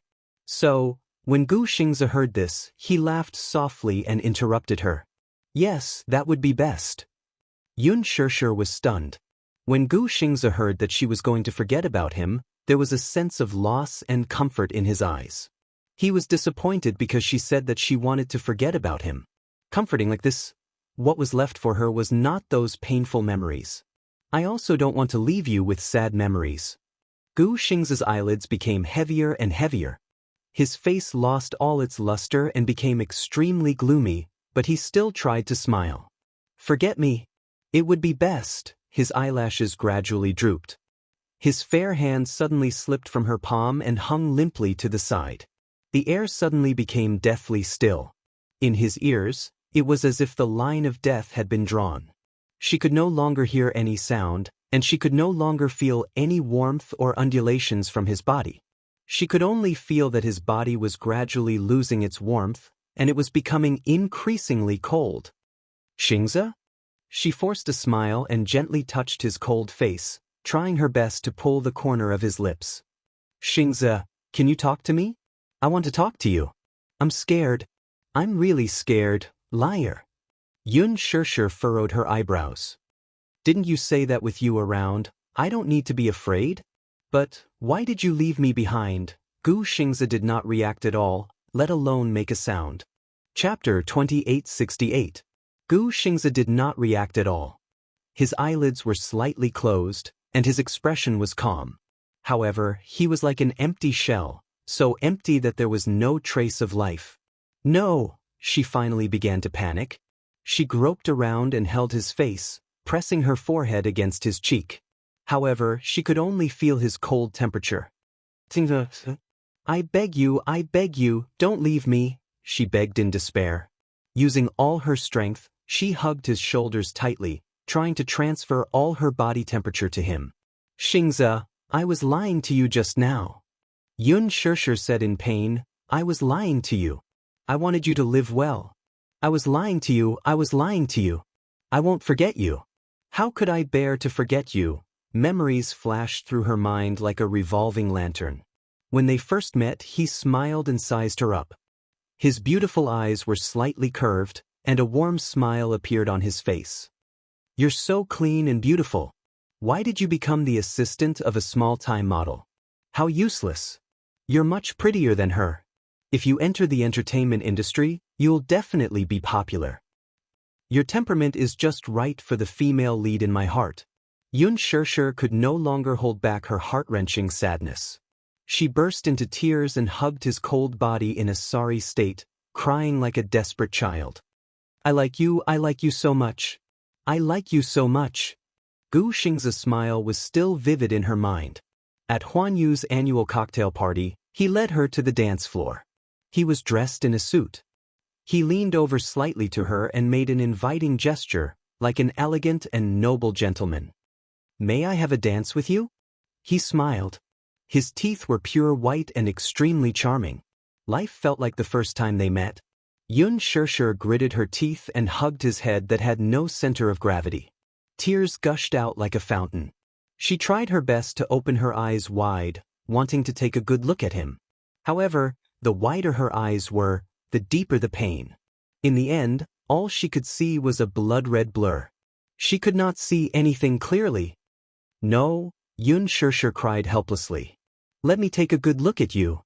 Xingze, let me take a good look at you. I can't see anything. Yun Shishir grabbed his collar tightly. The pain was so great that her soul was about to shatter. Xingze. She called his name in despair, and her cries echoing in the huge parking lot. Shishir? In the darkness, a tall figure walked towards her. Yun Shishir opened her eyes abruptly, only to see the superstar's gentle smile. Xingze. She was excited and hugged him. You're not dead. You're not dead. She was so happy that her words were all jumbled up. She only knew how to repeat the same sentence. Her heart ached as she hugged him tightly. I think I Xingze, I really think you leave, I really think I Shui? Yun Shishir's tears flowed uncontrollably. Don't make such jokes again. You leave me, you leave. Shishir, Gu Xingze calmed her down. His warm hand gently caressed her hair. He smiled and said, I'm leaving. You're leaving? Yes. Where are you going? To a place very far away. Gu Xingze's tone was relaxed. This is probably a form of relief. To him, the pain of living and falling into darkness forever was a form of relief. Chapter 2869. Meeting you is the luckiest thing in my life. But meeting you has already exhausted all my luck. Gu Xingze smiled faintly. But I don't regret it. Gu Xingze suddenly turned around and looked back with a smile. I'm leaving. No. Yun Shishir immediately got up and chased after him desperately. Don't go. However, Gu Xingze seemed to not hear her voice. His back view gradually disappeared from her sight. She used all her strength to chase after him, but no matter how hard she tried, she could not catch up with him. Yun Shishir woke up in the darkness and opened her eyes wide. Through her blurry vision, she could vaguely feel a strong light shining down from the top of her head. It's okay. The surroundings were noisy, and the voices of people were clamoring. 2 people carefully carried her onto the stretcher. Be careful. Be careful of her hand, don't crush it. In the middle of the night, the flashing lights of the police cars and ambulances were dazzling. In the long corridor of the hospital, the cold lights flashed past. The doctors and nurses were anxiously pushing the ambulance bed to the operating theater without stopping for a moment. Yun Shishir lay on the operating table with her eyes tightly closed. The piercing pain almost made her suffocate. She could vaguely make out the dejected cries of a family member among the chaotic voices around her. Then, in her daze, she heard a familiar voice. Sure. It was him. It hurts. She could not see anything. She reached out and was quickly held tightly by a pair of big hands. Mu Yaja pretended to be calm and called her name softly. Sure, it's me. Before he could finish speaking, the nurse pushed him aside. Sorry, sir, please wait outside the operating theater. After that, a group of medical staff hurriedly pushed Yun Shirshir into the operating room. Mu Yaja stood at the entrance of the operating theater. Behind him, Hua Jin rushed over with Yu Yu in his arms. Xiao Yichen ran the fastest. He rushed to the entrance of the operating theater and raised his head. When he saw the operating theater light on, he gasped.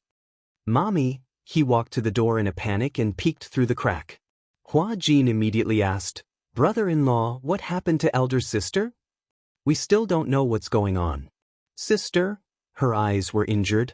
I've already sent someone to investigate the details. Previously he had sent bodyguards for her, but according to the news, she had followed the crew to the TV station for an event, and then the crew was responsible for sending her home. Hence, they did not follow her. Furthermore, nothing unexpected had happened all this while. They let down their guard a little. Yun Shirshir also said that there was nothing special, so they didn't follow her anymore. Thus, they were on standby. Excuse me, are you the victim's family member? The doctor's trembling voice came from the emergency room not far away.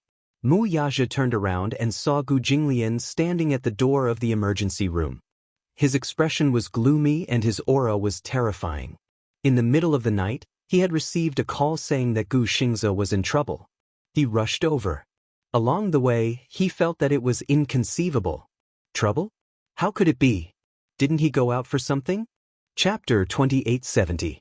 He said that he would not come back after returning to America.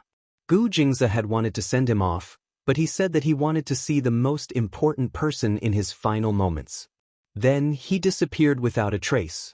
Gu Jingze did not expect to receive such news in the middle of the night when he waited for his return. He rushed to the hospital and arrived at the emergency room.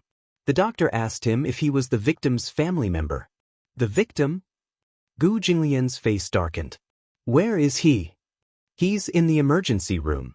We've already tried to resuscitate him, but he lost his vital signs on the way. There's nothing we can do to save him. The doctor said regretfully. Gu Jinglian did not believe him. How is that possible? Quack, could you have made a mistake? The doctor felt wronged. Even so, he explained in a low voice, how could I have made a mistake? The victim was a very popular celebrity when he was alive. He was a popular idol. You didn't see how the nurses in the emergency room were crying so hard. Gu Xingze had lost all signs of life on the way to the hospital. Some of the medical staff recognized him in the ambulance. This nurse happened to be Gu Xingze's fan. When she saw this scene, she was stunned as if she had been struck by lightning. It was unbelievable. The idol who had announced to the public that he was quitting the entertainment industry just a day ago was now a cold body. When Gu Xingze was sent to the emergency room, many nurses swarmed over. Oh my God! Oh my God! Isn't this Xingze? My eyes must be playing tricks on me. Or maybe, am I dreaming? The emergency room was filled with cries. No one could believe that Gu Xingze was dead. She left this world coldly and desolately. But the most heart-wrenching thing was not his departure. It was when the doctor announced that the resuscitation was futile. When the nurses cleaned his wounds, they found that he was covered in wounds and blood. Not only did he leave alone, but he also left in great pain. Even if they weren't Gu Xingze's fans, their eyes turned red from sadness at such a bleak scene. Get out of my way! Gu Jinglian lost his patience and pushed him away. He kicked the door open and barged in. The door was kicked wide open. Gu Jinglian walked in and was surprised to find a body covered tightly by a white cloth on a hospital bed in the emergency room. The nurses hugged each other and burst into tears. Gu Jinglian could not help but feel annoyed. He shouted angrily, "Get out of here!" A few nurses were shocked by his angry and cold expression. Under the doctor's eye signal, they left the room in groups. In the spacious resuscitation room, there was only a lonely bed left. All kinds of medical instruments were piled up at the side. At the foot of the bed, There were many blood-stained and cut clothes. Gu Jinglian walked over to the bed. He did not believe that the person under the white cloth was Gu Xingze. He could not help but reach out, pinch a corner of the white bedsheet, and lift it up. Wow! Gu Xingze's pale and handsome face came into view. Gu Jinglian's eyes widened slightly. He lost focus for a moment and his pupils contracted. He was so shocked by this scene that his heart stopped beating for a moment. Xingze, was he really dead? He was in disbelief. Chapter 2871. Uncle Fu also walked over. When he saw Gu Xingze on the bed, his eyes instantly turned red. What happened? He was fine. Why did he? It wasn't that he didn't have feelings for Gu Xingze. Uncle Fu had served Gu Lianqing wholeheartedly in the Gu family. After Gu Lianqing passed away, he started serving Gu Jinglian. However, his heart was incomparably gentle. His heart ached for Gu Xingze and he pitied him. Gu Xingze had lived in the Gu family for a period of time. At that time, only Uncle Fu could get close to him. Since he was young, Xingze's personality had been more introverted. He rarely interacted with outsiders and always sealed himself in his own world. He liked to hide in the study room and read quietly or flip through comics.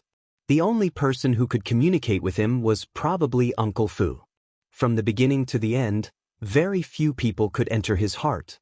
Once they entered, they couldn't leave. He was obsessed with love. In Uncle Fu's eyes, although this child looked cold, he valued love more than his life. He looked at Gu Xingze's pale face and couldn't help but cry. He quickly wiped it away with his hand. Young Master Xingze, how could this be? Mu Yaja also walked into the emergency room. He had only planned to wait outside the operating theater for his wife. When he found out about this, he rushed over but only saw Yun Shishir lying on the operating table, covered in blood. He didn't know if the blood on her clothes was hers or someone else's. Especially her eyes, which were filled with blood. When he saw it, his heart felt like it was being stabbed. What was the feeling of heartache? He wished he could take the pain for her. The eyes were the most vulnerable part of a person. The doctor said that there were many small glass shards in her eyes, which caused the corneal hemorrhage. Glass shards. How did these damned things get into her eyes? Mu Yaja really couldn't figure it out, but he didn't have time to investigate. He only cared about accompanying her by the bed. At that time, she was unconscious, but she kept mumbling as if she was talking nonsense. He leaned closer to listen, but he couldn't hear clearly. When she finally woke up and opened her eyes, she was pushed into the operating theater.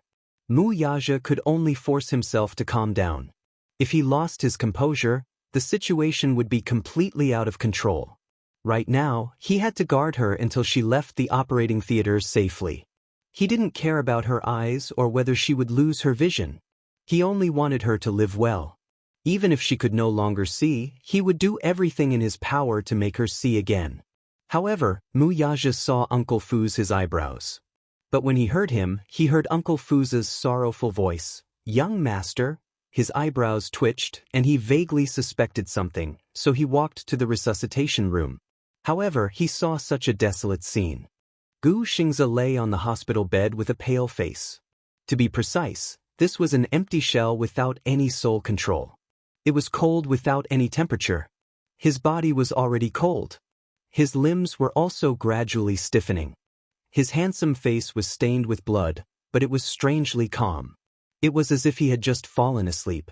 Normally, after suffering so many injuries, an ordinary person's expression would be extremely ferocious before they died. However, he was exceptionally gentle and quiet, as if he had left without any pain. Chapter 2872. He had never thought that the two of them would meet under such circumstances. Gu Jinglian sized him up and asked expressionlessly, "Why are you here?" "What happened to him?" Mu Yaja asked instead of answering. Gu Jinglian lowered his gaze and glanced at Gu Xingze. His expression was covered with a layer of ice. "He's dead." He left peacefully. He had originally thought that he would not be affected by any accident that Gu Xingze had caused. However, he did not expect that when this family member left, Gu Jinglian's heart would still ache a little. Gu Xingze was dead. His heart was heavy. Gu Jinglian suddenly narrowed his eyes. Who did it? Old master, who did it? Gu Jinglian gripped the armrest tightly, his gaze vicious. Who did it? Uncle Fu immediately said, I just understood the situation. It's said that the culprit has already been detained. It's a woman. The other accomplice was already dead when he went to the crime scene because of a fatal wound. A woman? Gu Jinglian frowned. A woman? A woman? Mu Yaja also expressed his doubts. Uncle Fu immediately said, It's said that before young Master Xingze went abroad, he wanted to see Miss Yun Shishir one last time. He was probably attacked on the way to the appointment. Did he offend any enemies? Gu Jinglian's expression turned even colder. I remember that he didn't offend anyone. How could he be attacked for no reason? All these need to be carefully investigated by the police before they can come to a conclusion. I've already sent people to put pressure on the relevant departments. I believe that they will be able to come to a conclusion soon. Mu Yaja frowned and suddenly asked, Did you find out the woman's name? When Uncle Fu heard this, he and Gu Jinglian turned to look at him. After struggling for a while, he said slowly, I only know that it was a young woman with a slightly damaged face. Her surname is Yun and her name is Na. That's all I know. Mu Yaja was stunned, and the muscles on his face tightened. Yun Na? It was actually this woman. He narrowed his eyes and guessed what was going on. Bang! A loud sound was heard. The door of the resuscitation room opened wide. Hua Jin was startled by the sudden movement. He stood up immediately, only to see Mu Yaja walk out with a stern expression. He strode in front of him and instructed, Stay here and guard her well. What happened to you? You look like you're in a hurry. Where are you going? Hua Jin was a little confused. Mu Yaja said, I have something very important to deal with. What? Before he could finish his question, Mu Yaja didn't have time to say much to him. He only instructed him to guard the resuscitation room and take care of Yun Shishir first. Then, he turned and left in a hurry. A number of police cars were parked at the entrance of the hospital. After escorting the injured and taking their statements, the police officers were about to return home. Mu Yaja followed them closely in his car until the police car entered the police station. He parked his car and rushed into the office hall. At a glance, he saw Yun Na, whose hands were handcuffed. Chapter 2873. Mu Yaja did not recognize her at first glance, but he inadvertently discovered the hideous and terrifying scars on her face. He vaguely remembered hearing Yu and Shishir mention that Yun Na's face was cruelly disfigured by Lu Jingtian because she had offended her. She used an eyebrow shaver. Her face was cut until it was dripping with blood. Mu Yaja furrowed his brows and walked closer to her. Yun Na was trembling all over. She lowered her head and mumbled incoherently as if she was possessed. He did not know what she was mumbling about. Mu Yaja's handsome brows sank slightly. He did not know what exactly had happened. By the time he arrived at the hospital, Yun Shishir and Gu Xingze had already lost their lives on the way to the hospital. One was blinded, while the other had lost his life on the way to the hospital. What exactly had happened? He did not know. However, he could vaguely guess that it had something to do with Yun Na. Mu Yaja's face was dark and furious. He did not know that Yun Na was still alive, nor did he know that Yun Yecheng's accident had something to do with her. He also did not know that Lu Jingtian's burns were caused by Yun Na. She had returned from hell like a malicious spirit, seeking revenge. After the 3 police officers in charge of this case registered the case, they walked over with the records. When they saw Mu Yaja standing at the side, they were stunned for a moment. Clearly, they did not know who he was. What are you doing? The officer in charge was the first to ask. Mu Yaja glanced at him and then said coldly, I'm the victim's family member. The victim's family member? The officer glanced at him and then at Yun Na. He suddenly reacted. You're Yun Shishir's family member? Yes. Who are you to her? What's your identity? Husband. Zhang. The police officer was stunned. Naturally, they were no stranger to Yun Shishir. The movie that she starred in broke box office records, and the TV series that she starred in had a rising viewership rating. The public now knew that her husband was the former chief of the Mu Group and the founder of the Xinyu Financial Group, Mu Yaja, after the catfight between her and Ji Yen had caused a huge uproar in the city. Therefore, when they heard that he was Yun Shirsher's husband, they immediately knew the man's prominent identity, and their attitude immediately became respectful. So, it's President Mu. The three police officers looked at each other and smiled awkwardly. Mu Yaja glanced at Yun Na once more, and he noticed her eyes were staring fixedly at a certain spot as if she was in a world that she'd sealed off. Her body was swaying back and forth, and her expression was dull while she ceaselessly muttered something. What is she talking about? Hearing his question, one of the police officers immediately smiled and said, "Please wait a moment, I'll go over and listen." Another police captain immediately stopped him. "Don't go, be careful not to get caught by her." He didn't know if this woman was really crazy or just pretending to be crazy. On the way back to the police station, she was so paranoid, as if she was possessed. Could it be that she's mentally ill? If she's mentally ill, we'll have to test her. Mu Yaja immediately glanced at him coldly, and the man immediately stopped talking. "President Mu, do you have any instructions for us?" Mu Yaja sized up Yun Na with a gloomy look, and then ordered, "Go through the bail procedure for me." This, bail? Chapter 2874. The three of them were well aware of the situation. If Mu Yaja wanted to bail someone out, he didn't need to ask for their opinion. However, it was indeed too brazen of him to go through the bail procedure without even interrogating the criminal. "I'll give you 20 minutes to go through the procedure." Mu Yaja glanced at his watch expressionlessly, then looked up and said coldly, "My time is precious." The three of them couldn't help but be deeply shocked by his gaze. They shuddered and looked at each other. At the hospital, the emergency room was crowded with people. News of Gu Xing's accident spread like wildfire among the media, probably due to the hospital's insiders leaking the news. Many media outlets, upon learning that Gu Xingze had met with an accident and his life was in doubt, went to the hospital to wait for him after finding out which hospital he was sent to. Huan Yu also received the news from the Gu family and sent Ji Lin and Qin Zhou to rush over. Qin Zhou was the first to arrive at the hospital and hurriedly entered the morgue. In the huge morgue, there was only one bed. This was a room that the hospital had specially emptied to store Gu Xingze's body. Soon, someone rushed over to take care of Gu Xingze's body. When Qin Zhou arrived, Gu Xingze's clothes had already been removed and the bloodstains on his body had just been wiped clean. However, the wound was still a ghastly sight. Just as he walked to the door, he saw Gu Xingze lying quietly on the bed. He was stunned as if he had been struck by lightning. His mind went blank for a few seconds. Qin Zhou immediately reacted and rushed to the bed in a panic. However, all he saw was Gu Xingze's deathly pale face. "Xingze!" He called out Xingze's name sorrowfully. However, the most frustrating thing was that the man on the bed didn't respond to him anymore. "Xingze!" Qin Zhou's heart sank to the bottom.